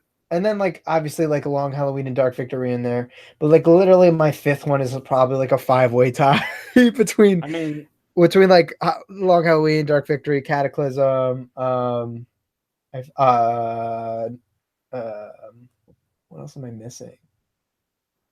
Shit, dude, this is Arkham Asylum. Damn it, dude! Like, there's so many good ones, but yeah, like that's what's so hard. Like when I first started, one of the things I realized after like picking up so many trades and like building my bookshelf and everything like that, I go back and honestly, I'm not the biggest Batman fan. Like, I have more characters I love more. Like, I'm a huge Green Lantern fan and the mythos of that stuff. Yeah. But and like I go back, I'm like, let's look at all these Green Lantern books I have on my shelf, and I turn to my shelf and it's just all Batman. I'm like, that's odd. And then I come to realize the best stories in the DC universe are written for Batman. I'm like, yeah, let me use the pillar of the universe. You know, too. I just like, I realized that Taylor Pector would mention No Man's Land. I meant to say No Man's Land, not Cataclysm. Cataclysm is meh. Samoki Dude brings up the Killing Joke, and while I want to say yes, I think that's ultimately more of a Joker story than it is a Batman story. And it's a Joker story. That's my excuse to like exclude it from the list because I feel like that like Dark Knight Returns is like an obvious one. Mm-hmm. Like how Batman White Knight isn't a Batman story; it's a Joker story. Yeah, well, yeah, it's very half and half. I think. I think It's half and half, but it's all about the Joker. the driving narrative is the Joker above all. Yeah, honestly, White Knight's got to be in my like top 10. Maybe not in my White top Knight's really 5. good. I wish the ending was a little different, but I feel like once that trade releases and we get some of that content that got cut, like I feel like that trade will be a phenomenal read. Well, also he's working on a sequel of some sort right now. I'm excited. So, it left a lot of open-ended questions, and also yeah, Sean Murphy's art style. Oh my god! Sean Murphy's art for me used to be very, very hit or miss because he did during like the whole Bloom arc, they did like a flashback annual with Batman meeting like the original Bloom for the first time. And I was like, oh, like this fits the style. Like there's some stuff I don't love, but like he won me over in Dark Knight, like White Knight, like at a New York Comic Con this year. Like that's his normal art style. It's really well done. And there's a lot of people like I usually like prioritize people, but like this year my biggest priority is meeting Sean Gordon Murphy at New York Comic Con. That's the biggest play. I want to meet him and get my copy of Tokyo Ghost #1 signed by him. So yeah, I really want to read Tokyo Ghost and it's dope. And that hardcover, that deluxe hardcover is Punk Rock Jesus too. Taylor Pector brings up like prodigal. I don't know the proper pronunciation. Prodigal. Yeah, that's right before Nightfall, right? Or is it after? I don't remember. To be honest, I didn't read a lot of the older like Chuck Dixon era 90s. Well, yeah, it's like 90s, but dude, some of Batman's most underrated stories are from the 90s. Like we were talking about. A weird time for comics, man. Like everyone was hyped on like the 90s extreme, and Batman never really got into the 90s extreme until Nightfall. See, another book too I forgot to mention is like there's so many is Under the Hood. I love Under the Hood. Under the Red Hood is one of my is in my top 5 for sure. Yeah, it's so freaking good. I can't like. It's so hard because I'm over here looking at like my bookshelf, and it's the best part about reading Under the Red Hood is I got that sweet trade that has the back matter in it, that has the arc of the 3 or 5 pages of Hush where Jason Todd shows up, and it explains because we later learned that it was Clayface, so it never really was Jason Todd, but we learned that it actually was Jason Todd. And he had used Clayface to help him get away, to prove that he's to just make him mess with him. But I really love that little interaction. Oh, I got another. Also Superboy Prime smashing the ends of the Speed Force so hard he wakes Jason Todd up from the dead. Very true. So, and another one that literally just like fucked my list up. Whatever happened to the Cape Crusader? It's so good. It's so hard to pick my top 5 Batman stories because like I feel like my top 10 would end up being like I'd end up having like 30 books in there that tied for like every spot. That's the thing, everyone has like Batman has so many storylines. Like when you ask when you ask a Plastic Man fan what's their favorite story is, they got 3 books to tell you. They got 3 books, because Batman is just so heavy into the DC universe. Like Batman, Wonder Woman, and Superman have the most storylines because they're the Trinity and everything like that. They're also the oldest. Yeah, they're the oldest. So that's why my favorite DC book of all time is 52. I don't blame you for that. I know Taylor in the chat like absolutely loves 52. He's also a huge Rucka fan. Rucka, oh my god, Greg Rucka is great. Who was it? Grant Morrison, Mark Waid, Jeff Johns. I think Giffen DeMatteis was on there too. Yeah, because each one of them wrote a different storyline. Spuds has my copies. I'm so mad about that. Because I tell him to keep reading them, and he doesn't read them, and so I'm just going to take them next time I go to his house. But 52 was such a well done and interesting storyline for the fact that it didn't have the Trinity. And it's one of these storylines, the few amazing storylines that doesn't feature the Bat, which is a big task because almost a lot of the most famous storylines for DC have Batman in it. Oh, Giffen was the breakdown artist. Okay, that makes sense. Yeah. But yeah, that's the thing. Like when you read Green Lantern, when you read Green Lantern Rebirth, Batman shows up in there and becomes like a kind of. Well, yeah, he's like he's really just a storytelling device. He's a storytelling device and a voice of reason and everything like that. When you're reading Identity Crisis, Batman shows up and is like, "Oh shit, these people wiped the mind of Batman." Like that's fucking intense. Let me put this out there. I unapologetically fucking love Identity Crisis. Like I Identity know Crisis is like, if I have to rank all my favorite like comics in like the Marvel Super DC superhero thing, like Identity Crisis is in my top 5. I It's I love so it. And phenomenally I written. love the things that come out of it. And I think Taylor will appreciate this too. I love the OMAC project event. Oh I my god, Omac. fucking love how Identity Crisis pulls into that, like the Rucka OMAC project.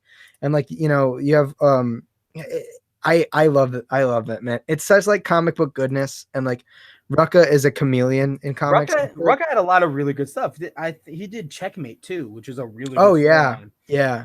I think that era of like DC is, and for Marvel too, just like Dude, had some I'm really telling you, like good fucking the storylines. 2000s were a good time for Batman. Like Like what we got. 2002 to 2008 was just a solid like era of comics in general.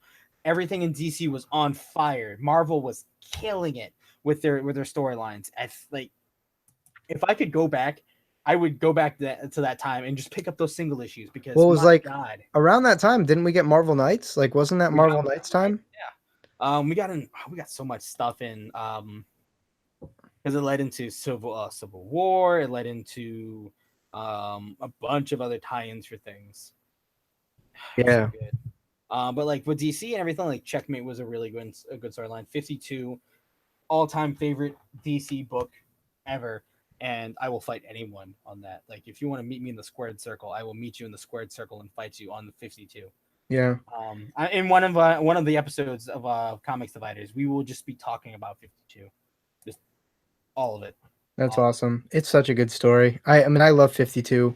I actually have a couple volumes sitting on my shelf. And it's crazy too. Like I keep thinking like when we brought up like the top 5 Batman stories, like more stories I like The Man Who Laughs is another good like short one. Man Who Laughs is really fun. You know, that's like such a loaded question. Like that's one of the reasons why I never did a top 5 Batman stories of all time. Like I did like a top 5 Batman book. Oh, year 1 too. Like Jesus Christ.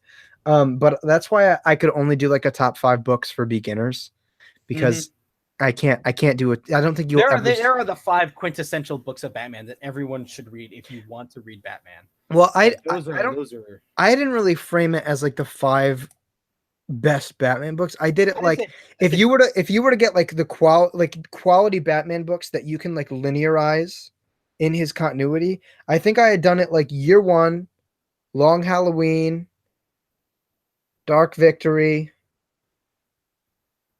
What am I missing? Oh, no, I'm sorry. It was year 1, Batman Who Laughs, Long Halloween, or I'm sorry, The Man Who Laughs, not Batman Who Laughs, way past the time scale. So it was year 1, Man Who Laughs, Long Halloween, Dark Victory, and then I did Batman Ego. I think those are like, it works time scale wise. You get a lot of understanding of the character. You get just grade A art and fantastic stories in every single one of those books. I mean, you know, Long Halloween was Tim Saladin's like best, really. like if you were gonna ask me like the 5 best, like if there were 5 Batman stories like I would hand to anybody, again it'd be one of those things where I'd be like, oh, like here's the 5, and by 5 I mean like 5 times 5. Like I'll give you 25 fucking Batman stories. Hey man, There's Kingdom Come was amazing. Like that story didn't have anything to do with Batman. That was entirely a Spectre like story. Well, yeah, I mean Kingdom Come is amazing. But that's totally like that's a Justice League story. That's a DC Universe story. Yeah. But I don't think you answered the question. I mean I tried, but I ended up failing. What's your top 5 Batman stories? Hopefully you can do it better than I did. Simple enough. The first 4 are no particular order, but then the last one is number 1. Like end all be all. So the first 4, Under the Red Hood, Hush. I kind of want to say Dark Knight Strikes Again. What? Because it's insanity, and that first half was phenomenal. I'll just say Dark Knight Strikes Again has one of the best Superman beatdown scenes, and has some of the it expands the mythos of like that era of Batman further. Like we see Barry Allen Flash in his black suit, short shorts, Chuck's running gear. We see Plastic Man. We get to see like Carrie Kelly come into her own more. Like it's a really great storyline. You can slowly feel the descent into madness and like the slow like turn of a Jack in the Box as like the story hits a halfway point. But like, I'll take it. Well, I will say I'll give you the fight scene, but by that little segment of speech, I can tell that John's gotten to you. Well, it was one of the things that like I kept reading it, and then I started realizing that like the story that like in and of itself that presents a further line of the world. Like that's why I was super excited for the Master Race, which ended up being a okay book. My favorite parts were like the little one-shot blurbs that came in the middle of each issue because they expanded the universe more for what I wanted to see. Like I would pick up a World's Finest Laura, oh my god, Carrie Kelly story, like Batwoman, Superwoman, Batwoman, like storyline, any day. Yeah, I mean it's good stuff. So did you say your fifth? Oh yeah. So yeah. Under the Red Hood, Hush, Dark Knight Returns. You said Strikes Again, right? Dark Knight Strikes Again, Dark Returns. It's kind of a grouped thing at this point. Is Court of Owls in your top 5?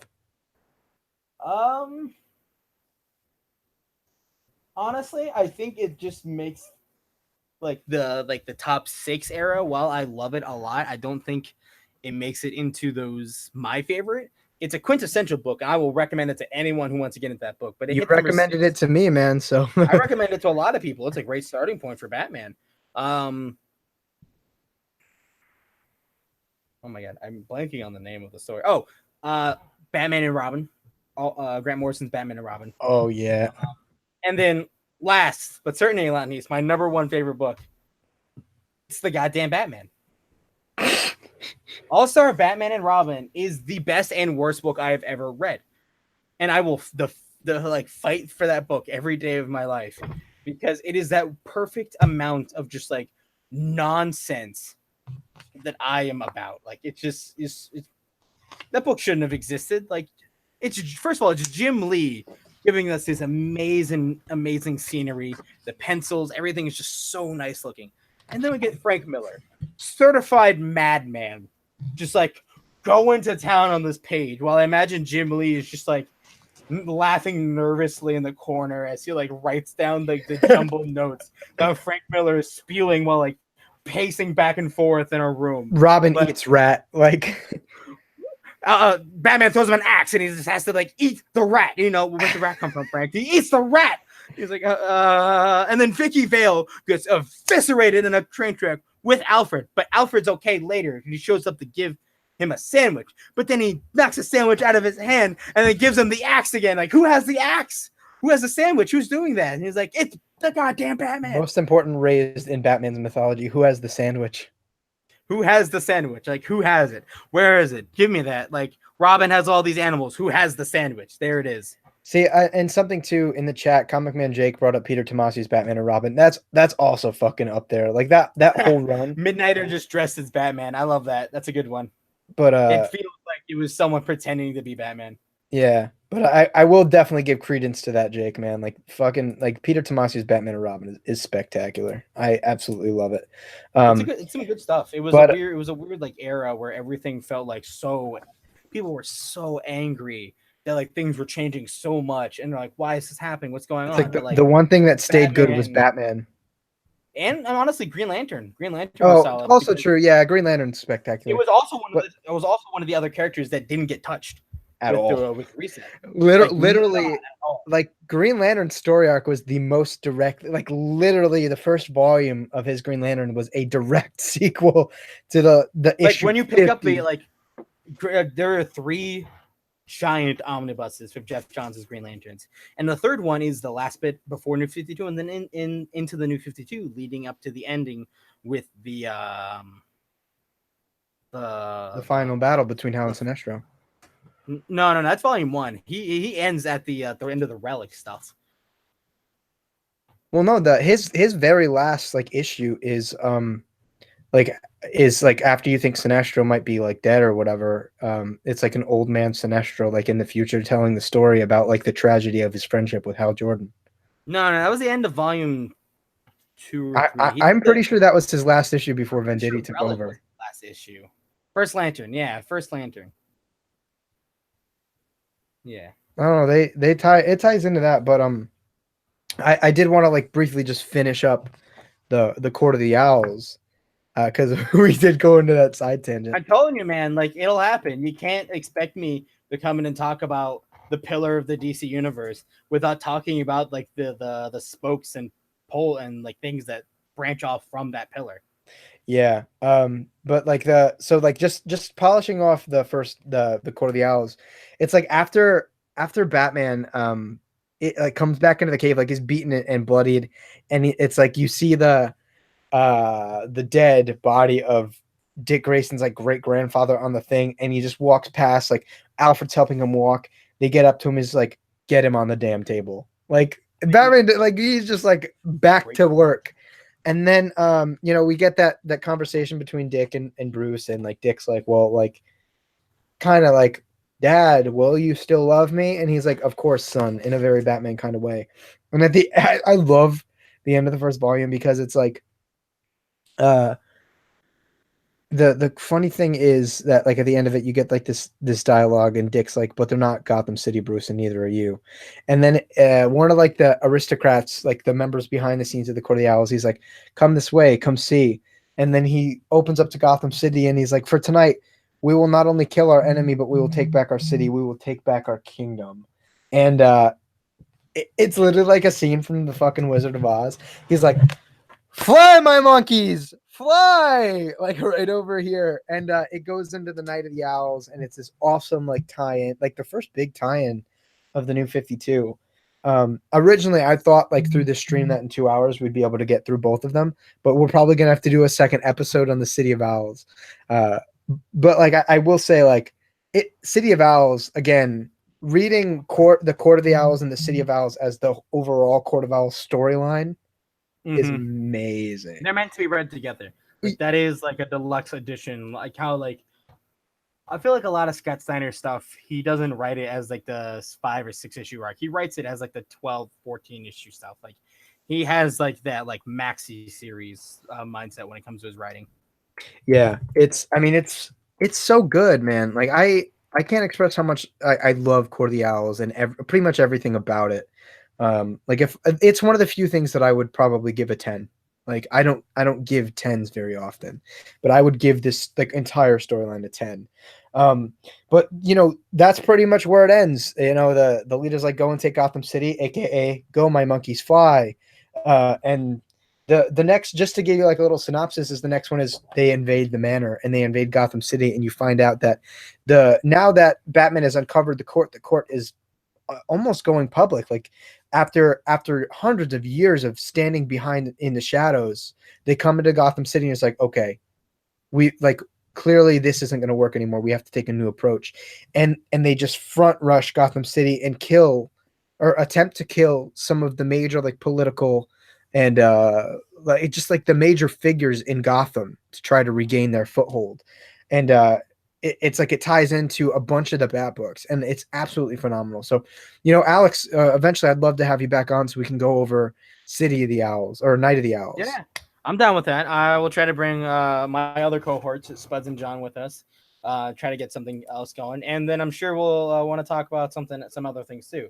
Because if you thought I was bad with tangenting, John will tear your story up. Oh, Will bring it back 30 years and tell you about that one issue where Batman met this like one-shot character who never showed up again, but he'll remember his name and what he looks like. Dude, John knows everything. Like if you guys haven't gotten the indication, like these are the guys that sell me my comics, and like especially now that I don't really live near there anymore, and I go to school about an hour away. I pop in like during the school year, maybe like once a month, once every other month. But it's like whenever I do, like I'm in there for like 2 hours just talking to these guys. Like, I come home, like I visit my mother, I'm like, how she's like, oh, I have, like I want to spend some time with you. And it's like, fucking, yeah, I'll be gone for like a half hour, 2 hours later. Sorry, mom. Like, Mom, I I was talk comics at the Toy Vault. with the guys, yeah. And so, little plug: if you guys are ever in like the southeastern Connecticut area, these guys work or like Spuds and Alex in particular run the Toy Vault in the Crystal Mall in Waterford, Connecticut.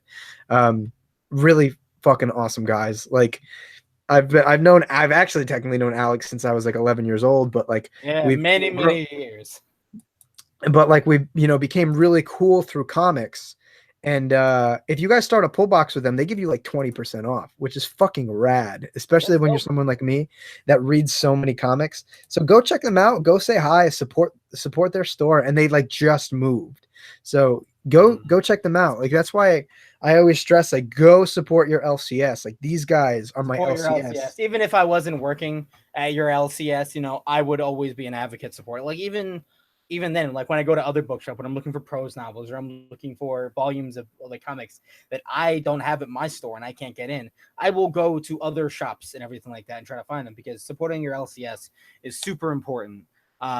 Like Trevor, I know he reads like all the stories online when they come out, but he still picks up those books. He still goes searching. He still has his collection, because Oh yeah. that's how I mean, you do it. I'm big into supporting the floppies, you know, like some people trade weight, and that's how I used to do it, but I stopped again, A, because I was getting too interested, and B, because this is the most immediate way to A, help your LCS, and B, show that, like, give indication to the publishers that like you want more from this creator. You know what I mean? If you trade weight, there's a chance that series can end.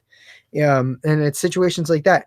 And while we discuss this, one of the things I want to leave on the back burner for both you, Alex, and for the people to think: if you had to summarize Court of the Owls in 5 words, you have 5 words to summarize Court of the Owls, what would they be? Leave that in the chat, and for those of you that are watching this later, put that down in the comments. Let me know 5 words to describe this Is that story. including Court of the Owls? Because that's like the entire word. No, just like 5 to describe. So it's just like, for example, for me, I would say dark, mysterious, trippy, fucking hyphen phenomenal. So I'm making that one word. I'm hyphenating it. Fucking phenomenal. And what's my 5th word? Mind blowing. Again, another hyphenated word. Like, what about you, Alex? 5 words to describe Court of the Owls. Easy peasy. It's a 5-word sentence. I say this all the time when people come into my store and they ask, I want to know more about Batman. I hand the Court of Owls and I say this 5-word sentence. It's a great Batman beginner. Like, this story has all the elements of what makes Batman Batman. His human side, his Bruce Wayne, his need to push Gotham further, how he relates to his tragedy with other people, how he takes his relationships with his families and pushes it into directions, how he takes his pride and his knowledge of his city and pushes it to make Batman better. Like, this, like, Court of Owls is one of those stories that is so perfectly quintessential Batman, because it not just is just entirely a Batman. You get to feel the man under the mask and get that sweet bat dick. You know, this. No, it's a great fucking story for the fact that it's so well rounded in like the character introduction. It's and so the character style. It's like, so multifaceted. Like, there's no other. Like I said, one of the strengths is it ties in all of the great qualities about Batman, and you don't find many stories often that incorporate all of these great qualities about Batman rather than just focusing on one thing. And the thing that I think again is powerful is like the philosophy behind this, and like the emotion and the vulnerability. You know what I mean? Like, it's not easy to pick yourself up, especially when you fall off the top of the ladder. And it develops Batman as a character. He's literally fallen off the top of the ladder and is building himself back up. Like, it's so incredible. Like, the character study alone, I love it. Like, you have that's this. why like it doesn't make it into my top 5 personally, but that's because I like certain things. But overall, I understand and recognize that this is a superior Batman book. And if I were to give it an actual rating based on not my personal preferences, but as a story, it would probably be like a 9/10 because of how well balanced this is. Like, if you never read a single Batman book in your entire life and you just want to go, I want to know who Batman is, this is who Batman is. It shows you all the facets of Batman. It gives you an introduction to every bit of his life and then tells you this is the goddamn Batman. Dude, it's so fucking good. Like I said, this is the comic that really got me to nosedive into comic books and Batman in particular. You know, I can't say enough about what I think about this, you know, and some of you guys have pretty much reiterated what I said in the comments here. Sumoki dude, one hell of an opening. Yeah, we didn't even mention the opening, you know, where he's like he's in Arkham and he's back just beating the shit out of everybody in Arkham. He's just like fucking facing down and the Joker shows up and they tag team and Gordon's like, it almost looked like you were working with the Joker, and he goes, that doesn't happen, and it turns out to be the old Dickster. And it just shows that. It also shows that dynamic, you know. You see all his villains. It talks about the old, the new, the potential storylines. It references back to older stories. It references to the dynamic relationship between Batman and Robin and Batman and Joker, to where like the fact that Joker was like, it was Dick Grayson as Joker introduced like the two ends of Batman's relationship. Yeah, because Dick Grayson is Batman's closest ally, and the Joker is Batman's most coveted enemy. Right. There's a big contrast there. And again, a lot of like the way that Snyder structures the story and collaborates with the artwork, it's all so representative. Like I said, the style and like the way that he phrases Batman in his internal monologue from the beginning of the story to when he's in the labyrinth losing his shit, to when he like temporarily regains himself and he composes himself, and then he tries to put on the facade as if he's still crazy, and then he comes back and it's fucking big Batman triumphant. Like, it's so good. Like, just the amount of when you have a story that relies heavily on the art to tell you the emotional depth of what's happening, and like you have to pair it well with like an exposition narrative, because those two things will just make that picture sing. Like, whenever you look at like an image in the Court of Owls, you know, like, and read the little gray squares in the corner, like you understand the whole depth of this panel. The words add to it, but it's the inner monologue that makes the story great. And that's the thing. Like, when you get an idea of what Batman's thinking, you start to understand Batman. Dude, I loves me some Batman internal monologue. I loves me some Batman, because like that is the most immediate way into Batman's head. Yeah. Into what he's thinking. And that's ultimately like kind of one of the things like that throws me off from Tom King's, amongst a couple of other things that throws me off of Tom King's Batman, is that there's no internal monologue. Like, which is weird, because Tom King, like, his stories are so heavy in narrative.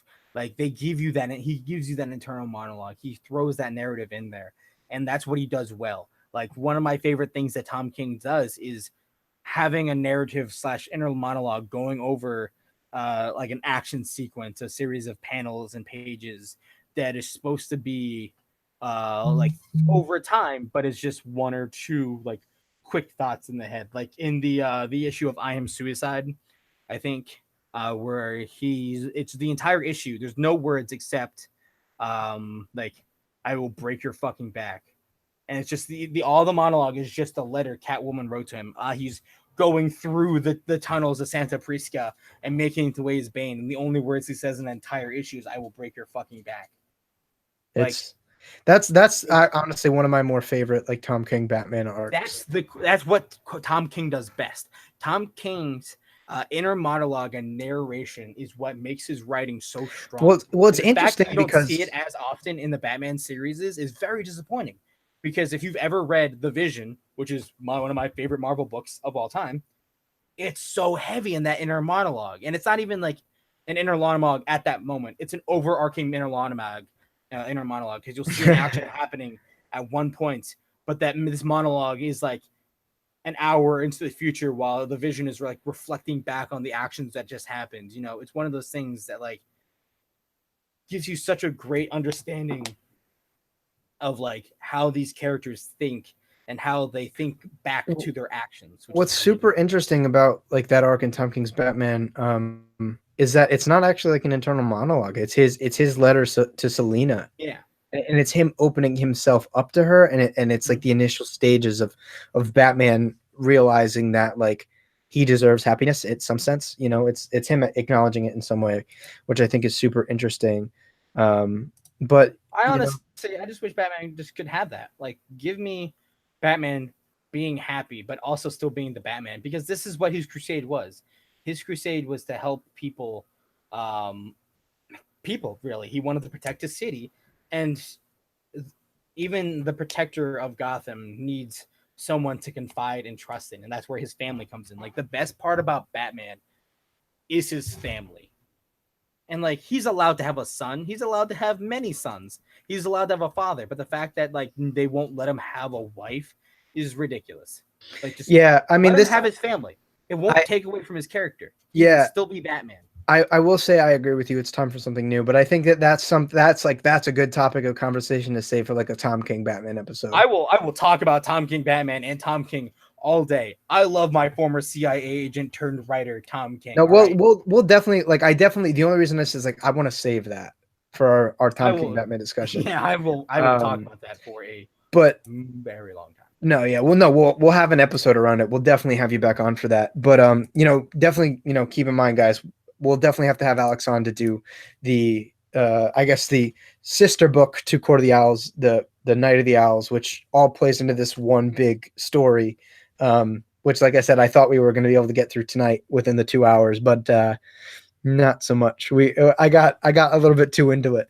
But that'll happen eventually. You know, honestly, like it wouldn't.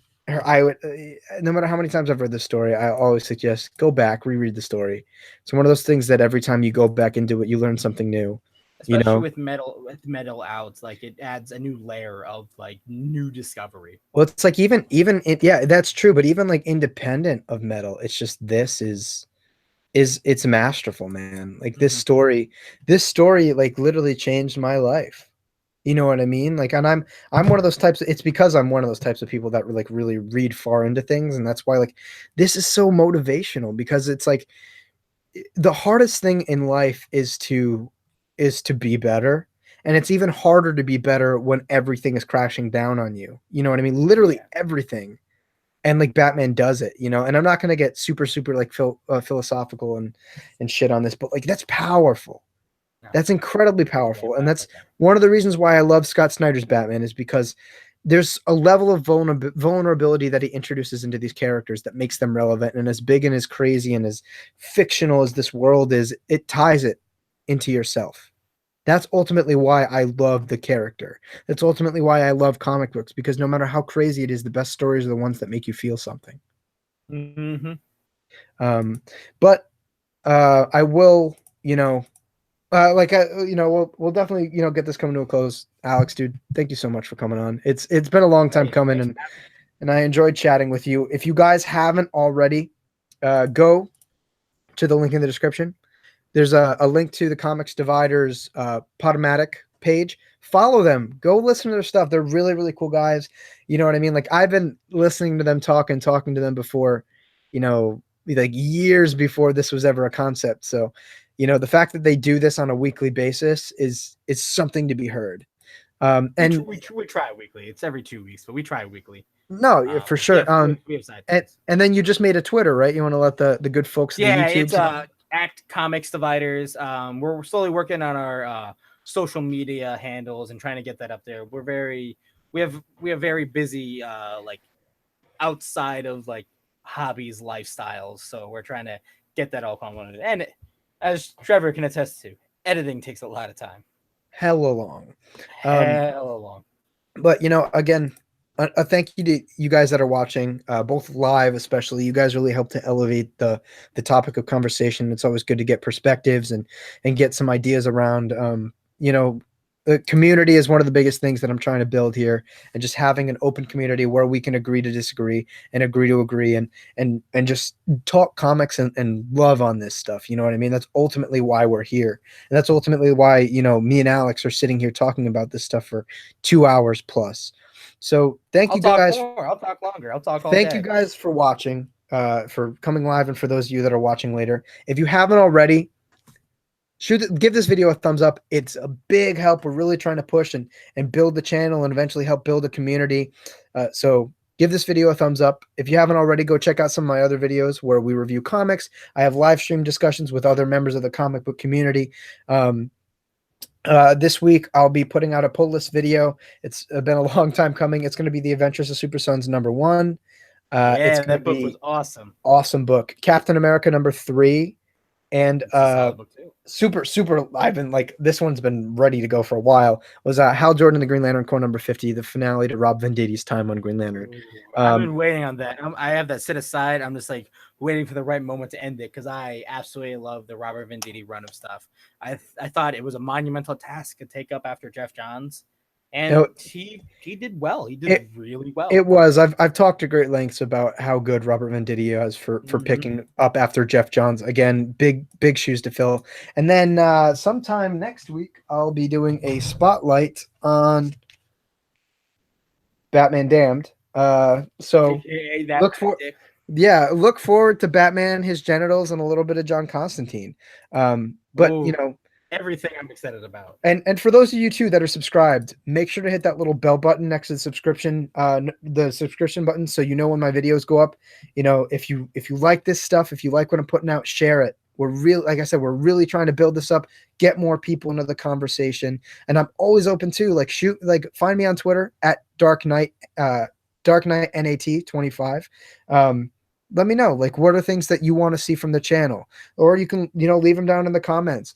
Just let me know, like, are there things you want to see more of, things you want to see less of, things you want me to fix? Even I'm super open. I want to make this as entertaining as it is, very discussion based, and I like promoting intellectual conversations about comic books, because as much as they're seen to be juvenile, they are just as literary as any other form of artwork. I mean, honestly, comic books aren't even written for kids anymore. They're written for your teenagers. You're written for your young adults, and your like mid-20s adults. Like, comics are not for kids anymore. There are comics for kids, but most mediums, these things are almost always teen plus. Yeah. Like, some of the most in-depth storylines for comics are like heavily rated to be more for like a 16 to 25-year-old audience, because these are the people who will understand it and get it. And the kids who read it will start getting a better understanding of what's going on. So it may be a little graphic and a little violent for some younger viewers or readers and stuff like that. But it's one of those things where you introduce it to them and introduce like the concepts and the storytelling, because when it all comes down to it, it's just a story. And you have to appreciate the story and the arts and the elements. It's all for what it is. And if you instill that appreciation and understanding at a younger age, these are the people who will grow up to create our next wave of comics. Absolutely. Like, that's the thing. Like, every comic book writer and artist out there has a story about that, like that decision that made them want to get into comics. They remember like that book that they read that says, this is how I want to get into comics. Like, one of the ones that comes to mind, Kieran Gillen, a prolific writer who writes a lot of indie and Marvel stuff. I want to see him tackle some DC stuff soon. But when he was talking about getting into comics, it's because his old girlfriend at the time was like, hey, read this book. And he read it, and he's like, this is what I want to do.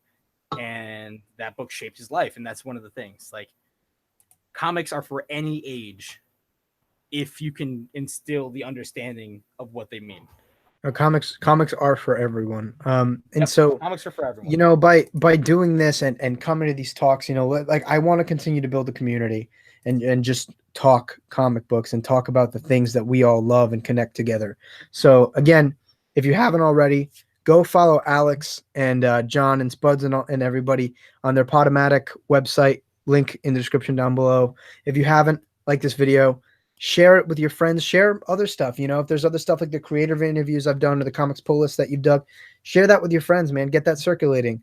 Share it so we can get Scott Snyder on one of these live stream discussions, and we can talk about like let's make it happen. Favorite guacamole recipes. Let's just have an entire episode where it's Scott Snyder, but we don't talk about comics. We just talk about his favorite food recipes. Dude, let's do it, man. Like, let's build this stuff up. This is all about us. The reason the name of the channel is Dark Knight Nation, because it's not just me, it's everybody. So, let's help build this community. Like, share, comment. Let me know what you're thinking. Let me know what you want to see, and we'll try to make that happen. But again, I have been rambling on for far too long. We were supposed to end like 20 minutes ago. So final thank you, man. Alex, again, it's been a long time coming. Have you on. Hopefully I'll be able to hopefully I'll be able to drop in with the Comics Dividers eventually. Yeah. When I come We down can home. definitely work something out at some point soon. Yeah, and if you guys, check out our stuff, we also just don't have comics. We also talk about Dungeons and Dragons too, because they have a new comic series that introduces like a mini D&D campaign to go along with the series Rolled and Told. It's super great. Check it out, and then watch us play through that because it's a lot of fun. Because comics spread just outside of superherodom too. Well, it's all derivative, man. It's all storytelling. So check them out. And again, thank you guys so much for everything. Thank you for the support. And this is Dark Knight Nation and Alex from Comic Dividers signing out for the evening. Thanks again, guys. Have a good night. Rings up.